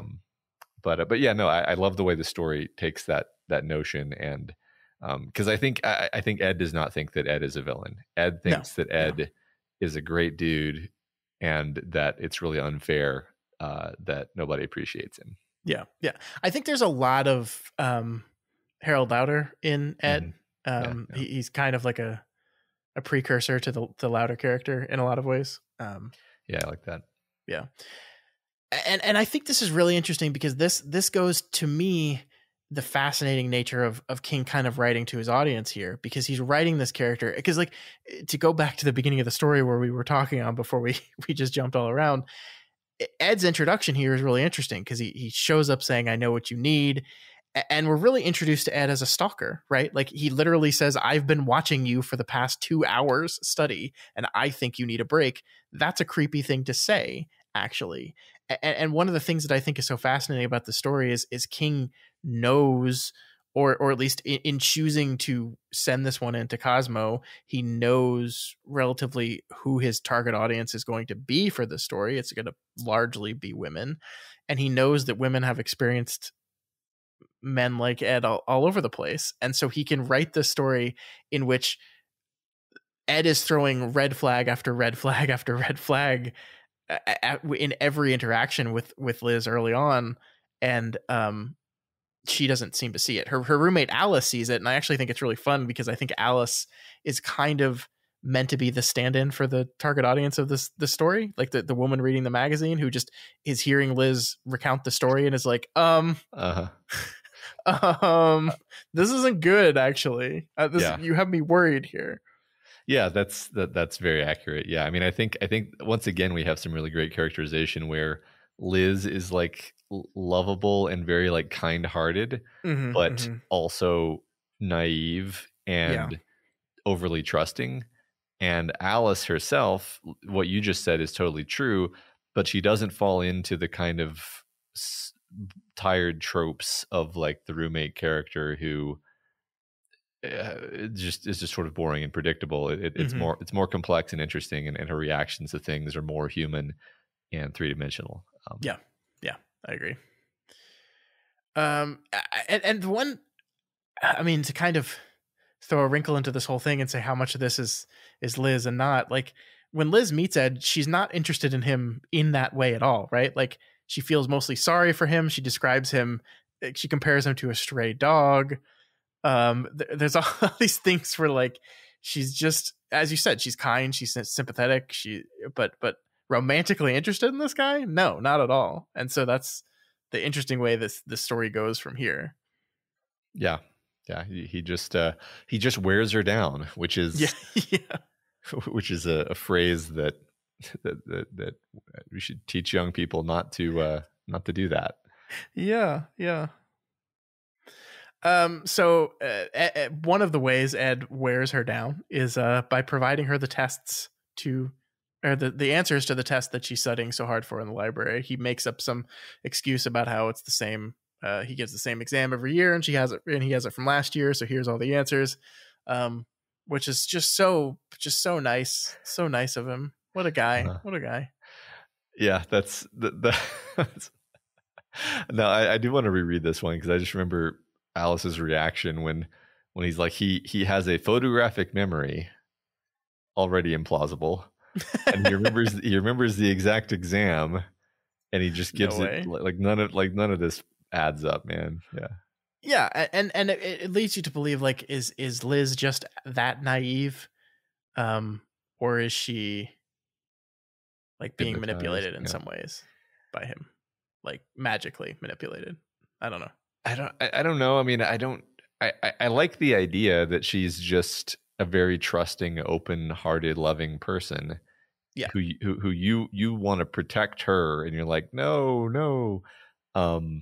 But it's because of her nature. It's not because she's being magically manipulated, other than the sense in which it's magical manipulation to figure out what she's going to like and give that to her. Because I think that makes it more relatable too. Because if you've been in the woman's position here of having a guy who he's just so sweet and he brought me flowers and you're like, okay, he's actually a manipulative piece of shit. But that doesn't mean that he's like in your head. He's just spending way more time trying to morph himself into this thing than is healthy. Yeah, I mean, I think this is really a fun conversation because I agree with you. I like it better the less magical it is, actually. Which brings me to one of the other things I wanted to talk to you about, because Liz goes home to spend the summer with her fiance Tony, But we learn here that she kind of feels trapped in the relationship. She's not ready to get married. A proposal is coming and she's freaking out about it. And we see that she has a dream in which Tony proposes to her. And when she doesn't answer, he begins to bury her alive. And then who suddenly shows up to save her from this fate? Well, it's good old Ed appearing in her dream to save the day. And I had never thought about this before, but on this reread, I thought about the idea of like, what's this guy doing in her dream? Mm-hmm. You know, like, is this just, as we say, just mundane, like she's looking for a reason to get out of this thing and he just popped into her brain subconsciously? Or is he mucking around in her head a little bit here? And that's why he's showing up in her dream like this. And I don't know the answer. And I kind of like the former a little bit more than the latter. I don't dislike the latter. I think it's a little cleaner to the metaphor. If his abilities to manipulate her are specific to his, you know, the precognition and the knowing her in the moment desires. But I don't know. Well, I don't know. You know, I think one thing that I think kind of cuts in the direction of agreeing with what you just said is that maybe it is like a shining dream intrusion thing, because we know that characters in the Dark Tower and so forth can sort of do dream telepathy sometimes, but it doesn't really work out in his favor altogether, right? Like it kind of makes it's this dream where Tony kind of seems like scary because he's going to bury her alive, and then Ed shows up and pulls her out of the grave, but then at the last second his face turns into like a monstrous like wolf face or something terrifying, right? And like reaches to bite her or something. It's like, oh, okay, so like whatever, like whether or not that was a psychic intrusion, the upshot of it was actually to like her subconscious telling her to be scared of this guy. So one way or the other, it doesn't, I don't think it suggests that like, oh, he's mucking around in her dreams all the time and manipulating her mind. Yeah, possibly. Yeah, that's a good point. I hadn't thought about the way the dream ends. Yeah. So then Tony gets killed in what the book calls an honest accident. Were you a trope aware guy that immediately suspected that it was not an honest accident? Yes, I was. I mean, it's one of those things. I mean, this is one of those things I was thinking about is with this book and the place, like, I'm just imagining someone in 1976 opening up Cosmopolitan magazine and seeing this story in there and starting to read it. And, you know, maybe you know who Stephen King is, maybe you don't. At this point, he's written in 76, he's released both Carrie and Salem's Lot. So those two books have been published and they're successful books, but he's definitely not like a household name at this point in his career. So you might be a person reading Cosmopolitan and recognize the name, or maybe not. And you're reading the story, and like, at what point do you start to realize what kind of story it is? Because I think the story is laying a lot of clever groundwork to there being something supernatural going on here. But like, I doubt a person reading Cosmo the first time would immediately start assuming that there's something supernatural going on with this guy, right? That's great. I don't know. Am I off base here? I don't know. I have no idea. I don't know what normal people are like. And I certainly don't know what normal people 50 years ago were like. Fair. I think these are interesting questions. They didn't occur to me because I'm just walking into this story way too trope aware. Still enjoying it, obviously, but being like, yep, okay, this is what we're doing. I get it, you know. And it's not even trope aware; it's Stephen King aware. Like we're like even there's a huge difference between reading the story in Cosmopolitan in 1976 and reading the story in Night Shift in 1978, knowing this is one of 20 short stories in a horror short story collection by Stephen King. You know, like those two framings of this thing are just totally completely different. And there's part of me that wonders if it works, if it functions better in the former, in that this random story in a magazine where you don't know where it's going to go, versus we just kind of immediately knew where it was going to go. Yeah. Oh, I'm sure it functions very differently. Yeah. Maybe better is the wrong word, but differently for sure. Maybe better. It's impossible to put myself in that position.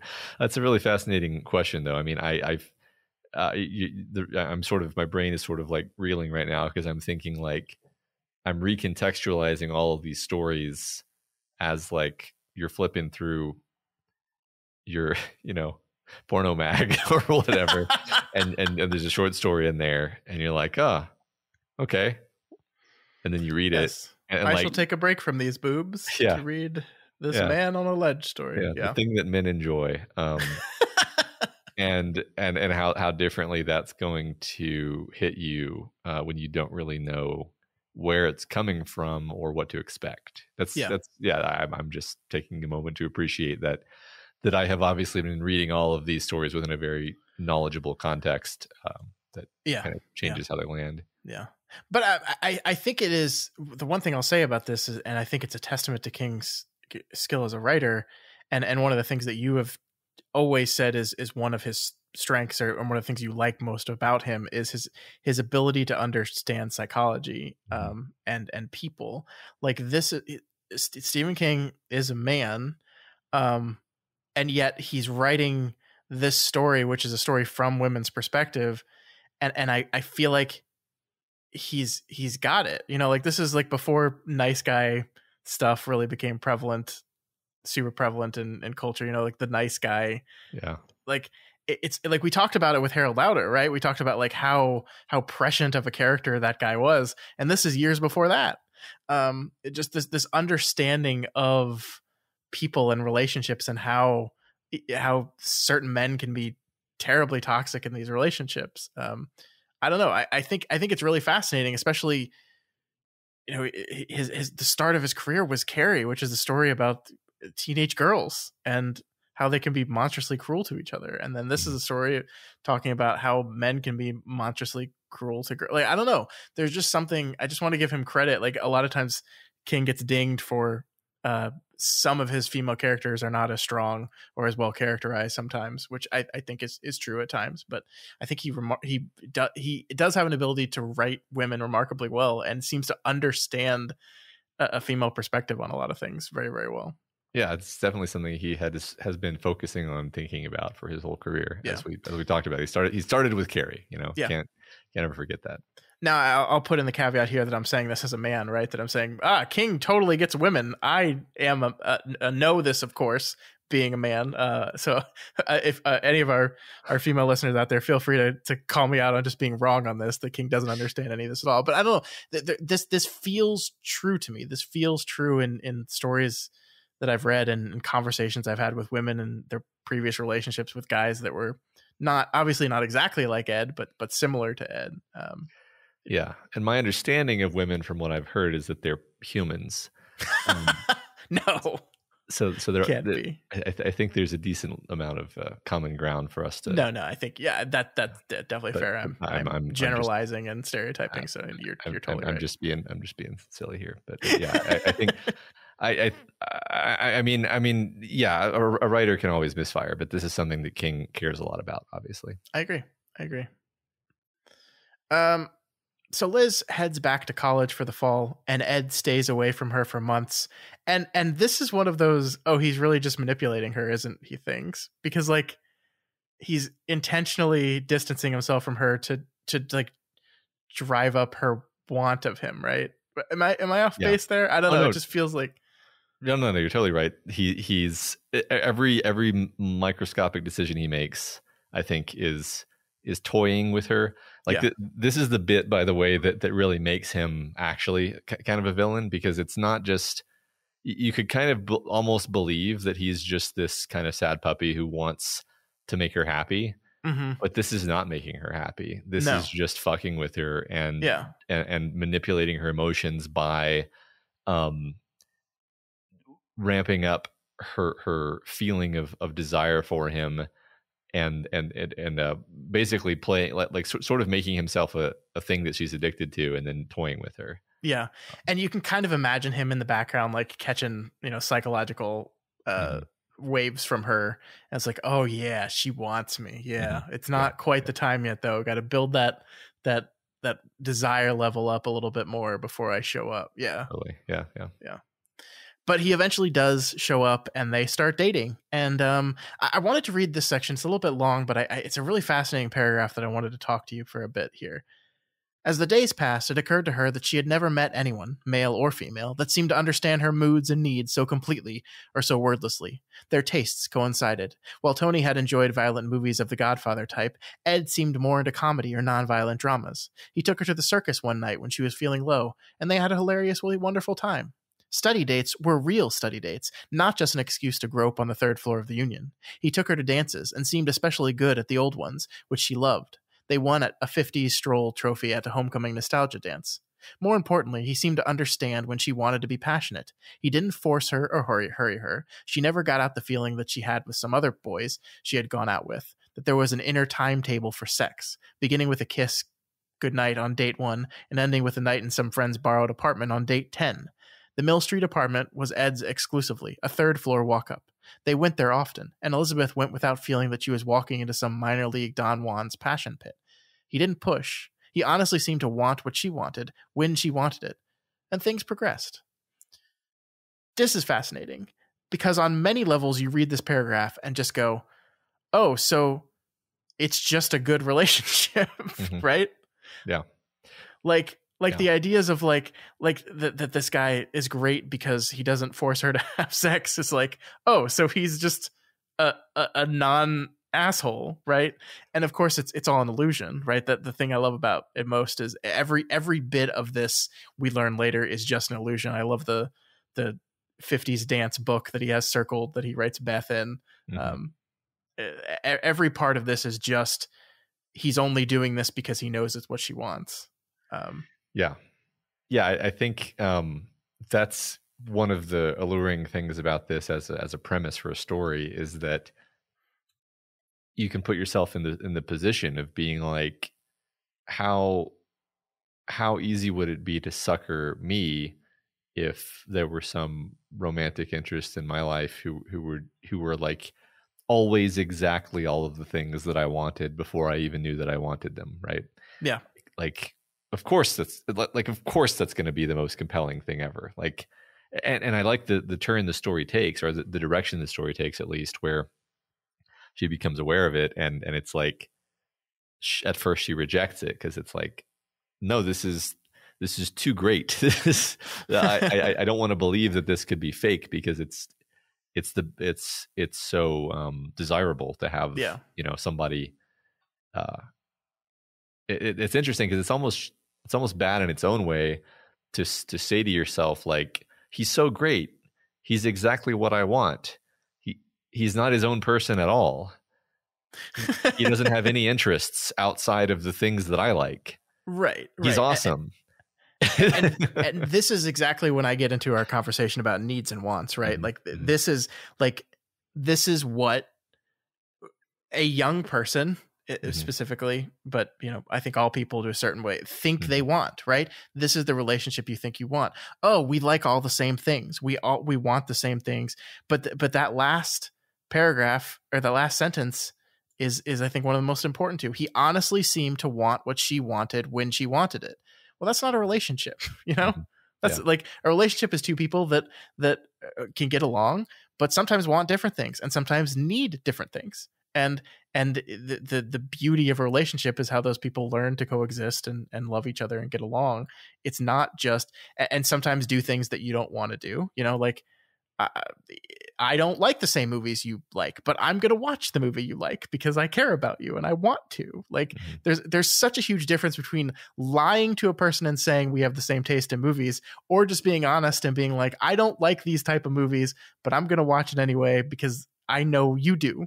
And I want to make you happy. Like those are, it's in essence the same action. Like you end up watching the movie, but it's such a different way of approaching it.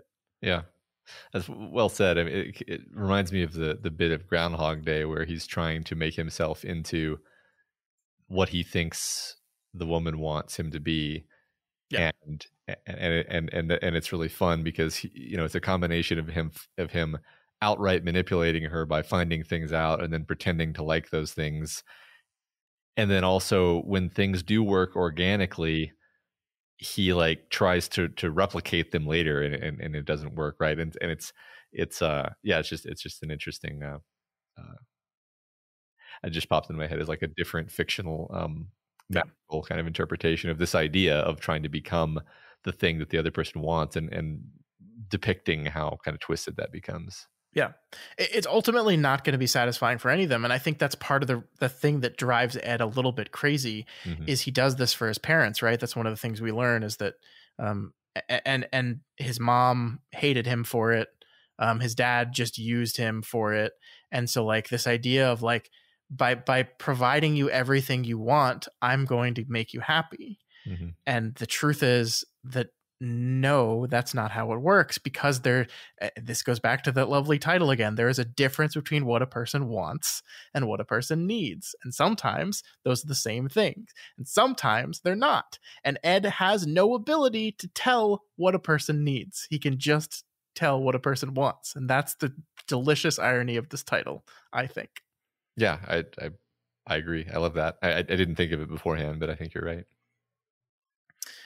So yeah, that we've kind of already talked about it, but in the middle of all this happiness, Liz's roommate Alice has to share some information she's found out about Ed. And I think Alice is really kind of the unsung hero of this story, right? Because even after Liz finds out it's all true, I don't think Alice gets enough credit for, being able to sniff out something being wrong here, investigating it, and then having the courage to talk to her friend about it, knowing it would probably ruin their friendship forever. Yeah, I agree. That's one of the like interesting and complex things that Alice brings to the story.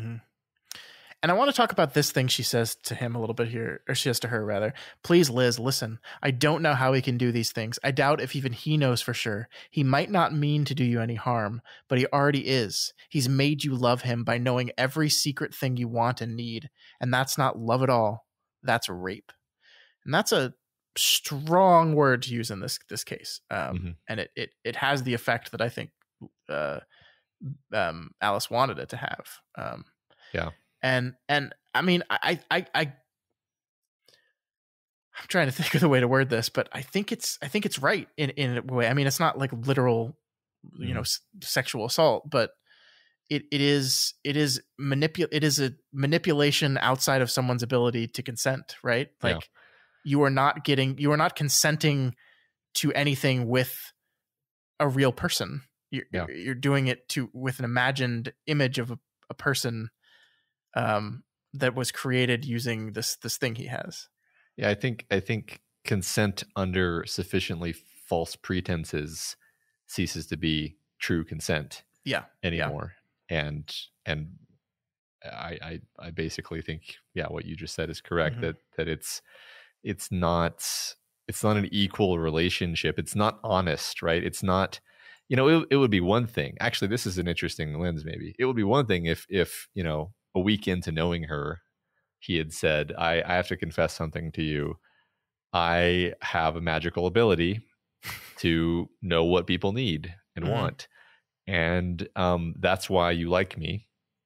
And if you're okay with it, we can continue to be friends or date, and I will continue to use this ability, and it will definitely make you happy.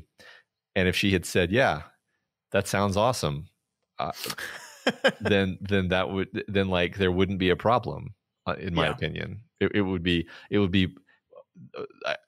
the problem would actually just be that I think Ed would be really unhappy. And it would probably be kind of a doomed relationship, because I think eventually he'd get tired of not ever actually actualizing himself in any way. But that's the thing, is it's dishonest. It's manipulative. Yeah. It's funny because like one of my favorite movies is a movie called About Time that one day we're going to watch and talk about for a podcast, but it's about a guy who can time travel. And it's a romantic comedy / it's a lot. It's a very good movie. It's a very good movie, but the way in which the main character eventually gets and falls in love with a woman is by abusing his time travel to kind of know the things she likes and make her interested in him. And the movie kind of just whistles past a lot of that, as like it doesn't really ever stop to like shine a light on it and examine it, and it's like, hey, this is kind of fucked up, isn't it? But it's so funny that this book written years and years and years before that movie is like, no, yeah, it's totally fucked up actually. Yeah, I mean it's interesting because definitely there's like a zone where it's like, if you have a crush and you like are paying attention and you notice that they like a certain author and then you like go read a book by that author so that you have something to talk about. Like, is that like there are certain things where it's like that's probably fine, and then there's certain things where it's like it's kind of marginal. That's maybe a little creepy, and then there's certain things where it's like you broke into their house or something. It's like, okay, that's over the line, obviously. So yeah. This is the wonderfully, remarkably relatable thing about the story, actually, is that very fact, is the idea that, when you have a crush on someone, when you like someone, you do kind of pay attention to them a little more. You pay attention to the things you like, if they like, and you maybe check those things out. Like my wife, one of the first text messages exchanges the two of us had were her asking me if she should go see the Fast and Furious movie this weekend. And the reason was because she Googled me and found our blog where we talked about movies, and she read a bunch of those and was trying to find a way to have a conversation with me. Right. Yeah.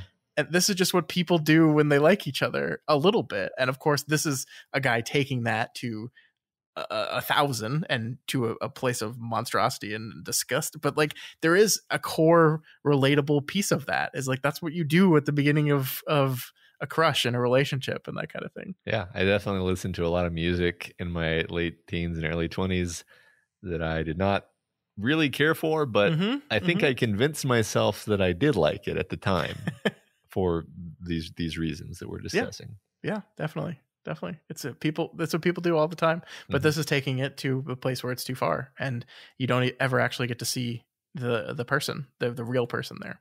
Yeah.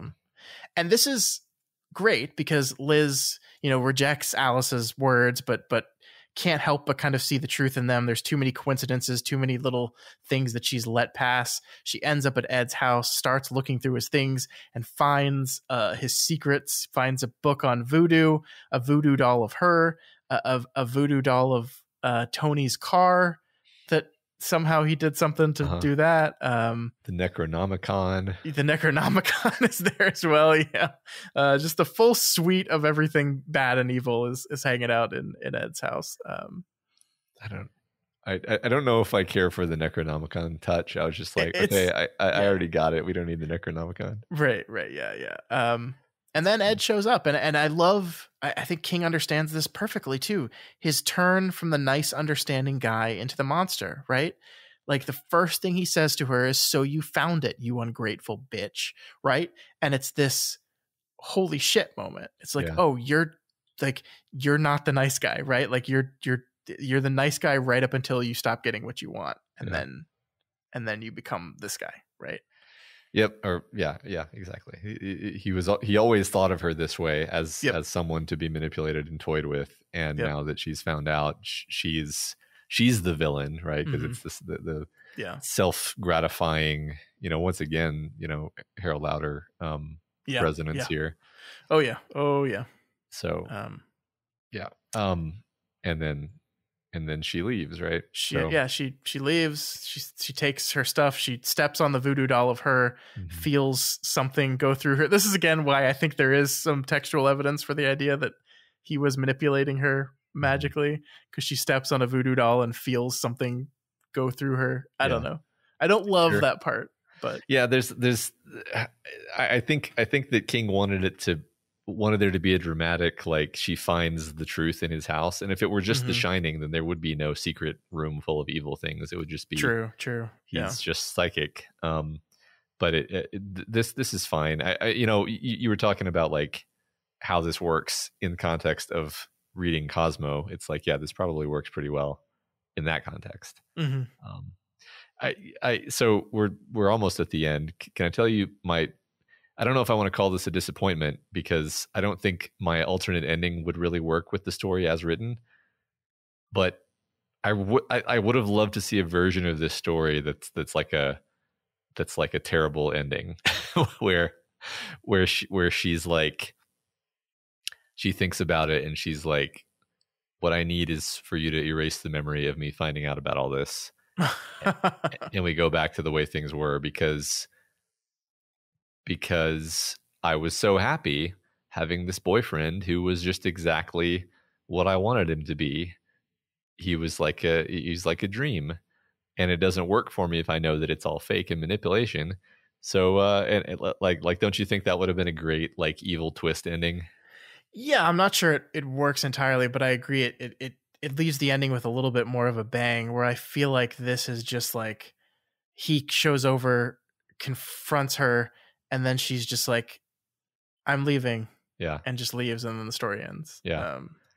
Because I think the thing I like about my ending is like the seductiveness, the allure of having that perfect person in your life is actually really extraordinarily extreme. And and the fact that she just kind of gives it up this easily, I'm like, really? I think people have a harder time dumping people who aren't their magical perfect person. And so I don't know. I would like to see it kind of. Yeah, I mean, I think the text implies that. Like the line here I've pulled out is him shouting to her as she walks away. When your looks go and men stop trying to give you anything you want, you'll wish for me. I know what you need. But was she so small that she actually needed so little? Please, dear God, no. So I think it's kind of playing in that same thing you're talking about here, only I think you literalize it a little bit more clearly in the actual plot of the story and not just what a character's thinking. So yeah, I like that. Cool. Yeah, so I like this story quite a lot as well. I mean, I think we spent the most time talking about this one, which I did not expect. But I guess that's a testament to how much there is to talk about it. So yeah, that's interesting. So yeah, that is I Know What You Need, one of my absolute favorites in this thing. God, it was real banger selection this week, man. Yeah, really liked them all. I agree. But that's going to do it for the short stories this week. We will read the final 4 short stories in tomorrow's episode. But first, we gotta do some discussion questions, Matt. Let's get into it. Let's talk about last week's question, which was favorite killer machine. We got so many answers to this question. We did. As always, the algorithm can only pick so many, which it is random, and which can be unfortunate sometimes. Only in the sense that I think it just randomly happened to select a certain sort of set of answers that it's fine. These are all great answers. It's just like it missed out on the sort of variety of answers that would have been cool to. Sure. That's the way the cookie crumbles, though. All right, you can put your finger on the algorithm scale a little bit here if you want. No, it's forbidden. If I do that, then the whole system crumbles. The whole system crumbles. Then you're no better than Ed Hammer. I'm no better than Ed. Exactly. It's one of those things where the magical deal works perfectly, but if you betray it once, then it's like, God help you. So, Baby Can You Dig Your Sam says, killer machines are a lot of fun. Dave from 2001, Ash from Alien, The Terminator, and the ridiculous killer bots from the 80s movie Chopping Mall. But those are all technically robots / AI. A certain Plymouth Fury named Christine is pretty awesome. Also, the robotic spiders in the 1984 Tom Selleck, Gene Simmons classic Runaway are also hilariously amazing. Lastly, gotta say, the killer VCR tape in Ringu / The Ring. When someone asks you not to watch a tape, don't watch it. I love yeah. the tape itself is the killer. That's great. I love it. Yeah, I wouldn't have thought of that, but that's fantastic. I also know that Sam didn't do this on purpose, but she said Dave from 2001, not Hal. But I like to think what she means actually is the humans are killer machines. That's perfect. Yeah. To kill poor Hal, who didn't ever do anything wrong. Yeah. That's love it. Aqua Lungfish says, I have 2 favorite killer bots, kinda. Really, the first is an honorable mention. First, there's the killer security robots in Chopping Mall. They're not really that impressive, kind of silly looking, and it feels like you could easily just I lost my place. You could run at a moderate pace to get away from them, but boy, did they have a character. Plus, they're the cause of one of the best head explosions in cinema. My real answer, though, is Robot Santa from Futurama.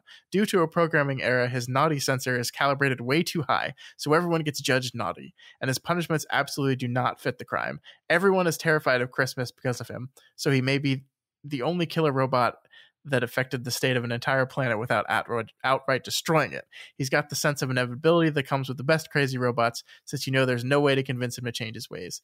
But with that, since it's Futurama, he's also funny, which makes him stand out in comparison to a lot of killer robots. Finally, he's voiced by John Goodman, which is always nice. That's fantastic. I love Robot Santa. Love him. Me too. I also didn't expect 2 consecutive references to an extremely obscure 80s movie called Chopping Mall. I found that great. All right. If this next person mentions Chopping Mall, something's going on here. We'll see. E-Man 9001 says, I came here today fully prepared to answer Blame the Pain, and that is the truth. But at about 3 a.m. at work today, I was looking for a new audiobook and found the beautiful little novella All Systems Red, which is the first entry of the Murderbot Diaries series by Martha Wells. The story follows a security unit that is mostly robot, but with some added organic human parts harvested from cloning. The security unit manages to hack the system that makes it follow its commands and gains independence. What does our hero do with this newfound free will? Watch soap operas and action movies while pretending to still be enslaved, of course. I love watching Murderbot develop relationships with the human characters of the book as it experiences newly developed feelings and struggles with overwhelming apathy and social anxiety. I found it rather serendipitous that I found this wonderful little novella the same day I was going to post my discussion question. But hey, thanks. It's Ka, baby. I love that. Yeah, that's great. Next we have Whack-A-Mac 98.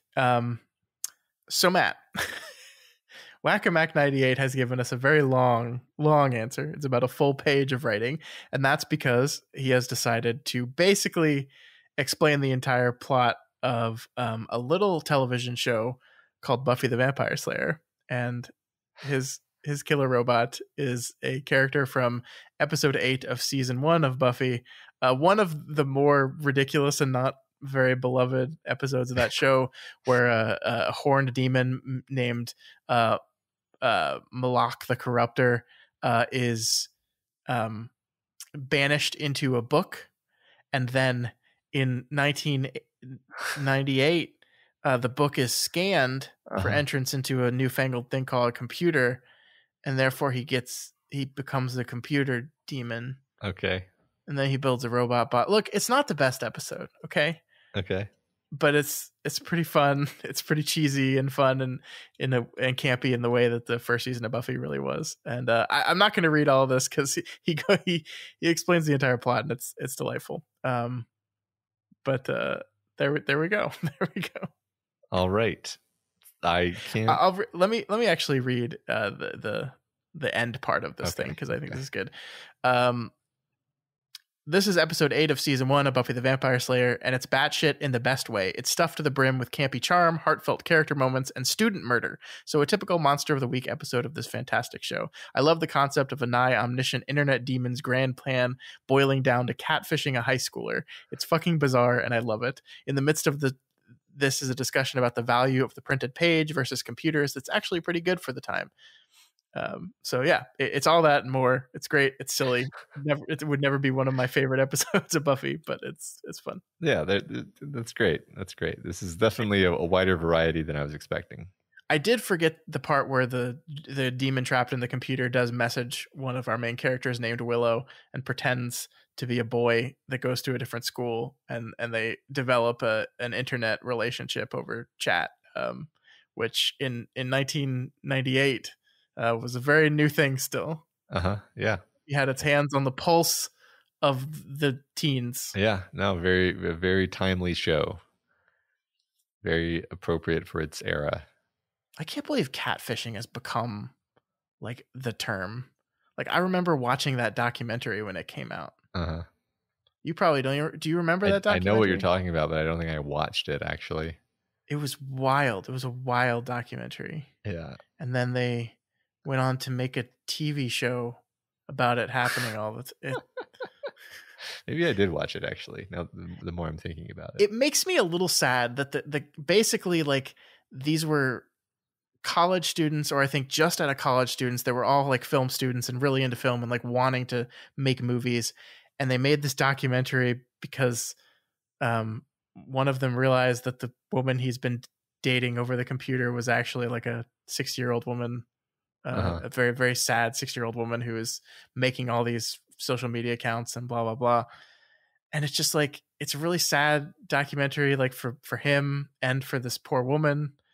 And then it just became his entire life now that he's just going to do this thing. He's not going to make any more movies or documentaries. He's just going to make MTV catfishing shows forever. Yeah. I don't know, man. It's sad. Everyone got their life ruined. Yeah. Yeah. Right. Because like I remember at the time even thinking like, obviously it's shitty to do that to people, but like, yeah, it also seems a little disproportionate to be like, well, now you get to have an extremely popular documentary made about what a shitty person you are. Like, oh, okay. Yeah. I haven't seen it in a long time, but I really remember like really liking that documentary, like feeling how sad it was. Like, it's sad for everyone involved. It's sad to feel like you've been manipulated and lied to, but the woman who was doing it was leading such a sad life that she felt like her only fulfillment was jumping on a computer and completely pretending that she was someone else. And then like, you can very clearly see where she like got in too deep. And like, it also features some of the most awkward moments in the world where he just shows up at her house and she knows she's caught, but just like nobody says anything about it. And they just eat dinner. Yeah. Oh my God. I need to rewatch that. No, I'm remembering all of these details, so I definitely watched it. But I'll watch. We should watch that again. Yeah, we should. Yeah, it holds up.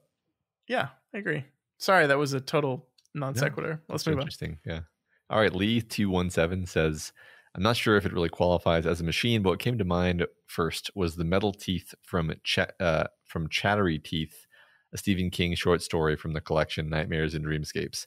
I don't know why, but that story just stuck with me since I read it 20 years ago. Sure, that'll count. I barely even remember that story. Yeah, I don't have any reference for it, but sure. It sounds interesting. Xenohen says, in my effort to link every question with Warhammer 40k, I'm going with the Necrons, an ancient race of robot space Egyptians awakened from their eons-long slumber to enslave the galaxy once again.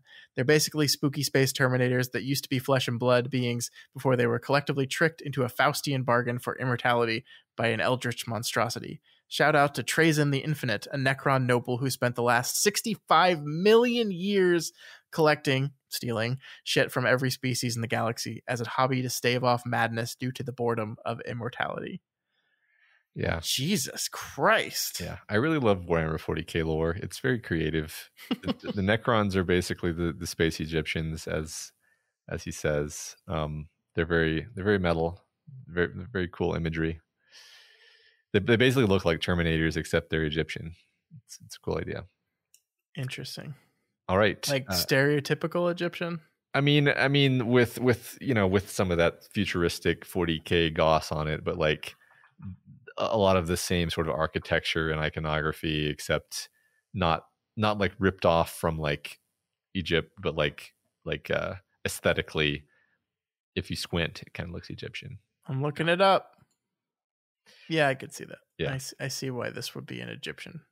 And the fact that they're obsessed with immortality and that being like the whole Egyptian thing with the pyramids and everything, it kind of lines up. Well, who isn't, That's true. I mean, I don't have a great pyramid built to me, but I am pretty obsessed with it. All right. Real account name here says, how can there be any other answer to this week's discussion question than the Terminator? Non-literary, I know, but for pure terror value, nothing compares in my book, but I'm old. I mean, sure. Yes. The Terminator is. I mean, we love the Terminator. Go listen to our episodes on the first two movies as part of our James Cameron series. Yeah. We did both of those. And yeah, I don't think we did any other Terminator properties, but that's fine because there aren't any. Yeah. We don't need to do any other Terminator property ever. Correct. Next we have Dr. Cluttonus, who says, obviously I love the Terminator, but for this discussion question, I'm going with Andy, the messenger robot. I especially love his interactions with Roland and Eddie. His demise is also satisfying given his smug and condescending attitude. Yeah, I loved Andy. Andy was a really fun addition to that book in that he always kind of kept you off balance and you weren't sure what was going on there. I love the ways in which Eddie is just like immediately suspicious of him without having any real knowledge as to why. Yeah. I like that he's clearly like this 9 foot tall, extremely dangerous robot, but he behaves in a way that kind of gets you to forget that he's dangerous until until it's relevant. Yeah, he's great. Last, from Pet Monster 2004, my favorite killer machine isn't famous. My grandmother had a closet in her house where she kept her vacuum cleaner, and there was some weird little round switch outside the closet. It was an old house, I'm assuming. I'm assuming that the vacuum cleaner was plugged in there. So anytime I would misbehave, she would tell me she was going to get the paddling machine out and would go over and hit that switch, and the vacuum cleaner would roar to life. I was absolutely terrified of that closet and that padding machine. I found out many years later that it was just a Kirby. That's great. Your grandmother is brilliant. Have you ever been in a house that had like a central vacuum line? Yes, I have. That's always an interesting concept to me. It is. I don't think it's very practical, actually, but I understand why, like, from like a 5,000 foot level, like, it looked like, oh, this would be great. Yeah. You don't have to lug a vacuum all around the house. Just, there's a hose in the wall right here. Yeah. Yeah. It definitely made more sense when vacuums were giant and heavy, and now they're just not anymore, really, or at least you can buy one that's not. Yeah, you just get that one you can lift with a pinky. Yeah, exactly.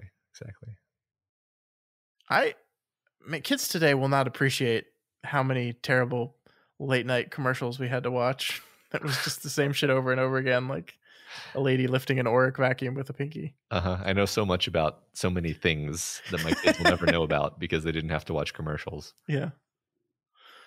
All right. I think that's going to do it for our discussion questions this week. Thank you to everyone who sent those in. As we said, we got so many. Turns out there's a lot of killer robots out there. Who knew? But y'all were great. It was a pleasure to read those for sure. And I'm glad the ridiculous Buffy one made it through the algorithm, because I saw when that listener posted that, and I was like, oh gosh, that's hilarious. I wish I had time to read, because he went through like a whole thing with the whole episode, and I wish I had time to read it all. It's very good. It's very well good. Maybe we can go check it out, or I'll go check it out. Yeah, go check it out. Okay. And then we'll do a whole podcast on it. Okay. All right, Matt, that brings us to next week's discussion question. What are we asking our listeners this time? Ed knows what Liz needs, but not really. What is your favorite instance of characters with conflicting wants and needs? Yeah, so this is, I think we've talked about this before, how like what a character wants and what a character needs are often different things, and a lot of conflict in stories can be generated from how those do conflict with each other. Yeah, I think this story was a great example of it, but there are many, many, many, many more, and we want to hear your examples. Yeah, I mean, it's almost opening us up to the entirety of all of fiction, right? But I'm sure there's better examples. There's probably some really great examples of that concept out there, and I would like to hear about those. Yeah, send them in. All right, folks, that is it for us this week. Next week, we will finish Night Shift. I can't believe it's almost done already, Matt, but we've only got 4 more stories to read. Next week, we'll be reading and talking about Children of the Corn, The Last Rung on the Ladder, The Man Who Loved Flowers, and The Woman in the Room. There is obviously one final story that I think is the second to last story of the book, One for the Road. That is the Salem's Lot sequel that we've covered already. So we will not be revisiting that one, because we did an episode on that already with Jerusalem's Lot. So 4 more stories to go, and then we're done with our short story collection. It kind of makes me a little sad. I've been really enjoying this. Yeah, me too. I enjoyed it. I knew I would enjoy it. I still enjoyed it more than I expected, and I want to read more short stories. Me too. Whatever we do next, I'm going to go buy some short story anthologies. Great. I love it. Anyway, remember, you can reach us via email at kingslingerspod@gmail.com, or over on Twitter at kingslingerspod, or on the subreddit at r/doofmedia. And if you're not already subscribed, please do. Make sure you subscribe on whatever podcatcher if you want. There's also YouTube where we post every single one of these episodes. No video, just you don't have to look at us while we talk, which frankly I prefer. But you can find that on YouTube. And you can also, if you really do want to look at us for some reason, that is where we do our monthly book club over on that YouTube. So you don't want to miss that either. Yeah, that's always one of the most fun things that we do, I think. Mm-hmm. And if you like any of our shows and you want to support us, then please consider donating to our Patreon at patreon.com/doofmedia. Special thanks this month to new patron Christina C. Welcome, and we hope you enjoy the cool stuff we have over on the Patreon, such as the last episode we did on Creepshow, which was an anthology of short fiction story thingies. We got a lot of positive feedback on that. It was good to hear that people enjoyed that episode. So, yeah. If you cannot afford to donate right now, that is absolutely fine. You can help us out by sharing the podcast, by leaving rating and reviews, and by just being a champion of us. We saw a thread that one of those kind of surreal moments where someone made a thread in the Dark Tower subreddit the other day, and I happened to see it, and there was like 30 responses. They made a thread about, like, I just saw Kingslingers podcast as the thread title, and I got to be honest, Matt. Anytime I see something like that on the internet, my initial gut reaction is, no. Clinch. But it was just someone talking about how much they liked us, and it was dozens of other people chiming in and be like, yeah, they're great, it's awesome. So that was a delight. So we thank you guys for anytime someone asks about the show or anything that you're championing us. We really, really appreciate that. Yeah, that was really gratifying. Thank you. Yeah. All right, folks, that is going to do it. Next week we finish Night Shift. Sad, but excited all at the same time. We'll see you then. Long days and pleasant nights. And may you have twice the number.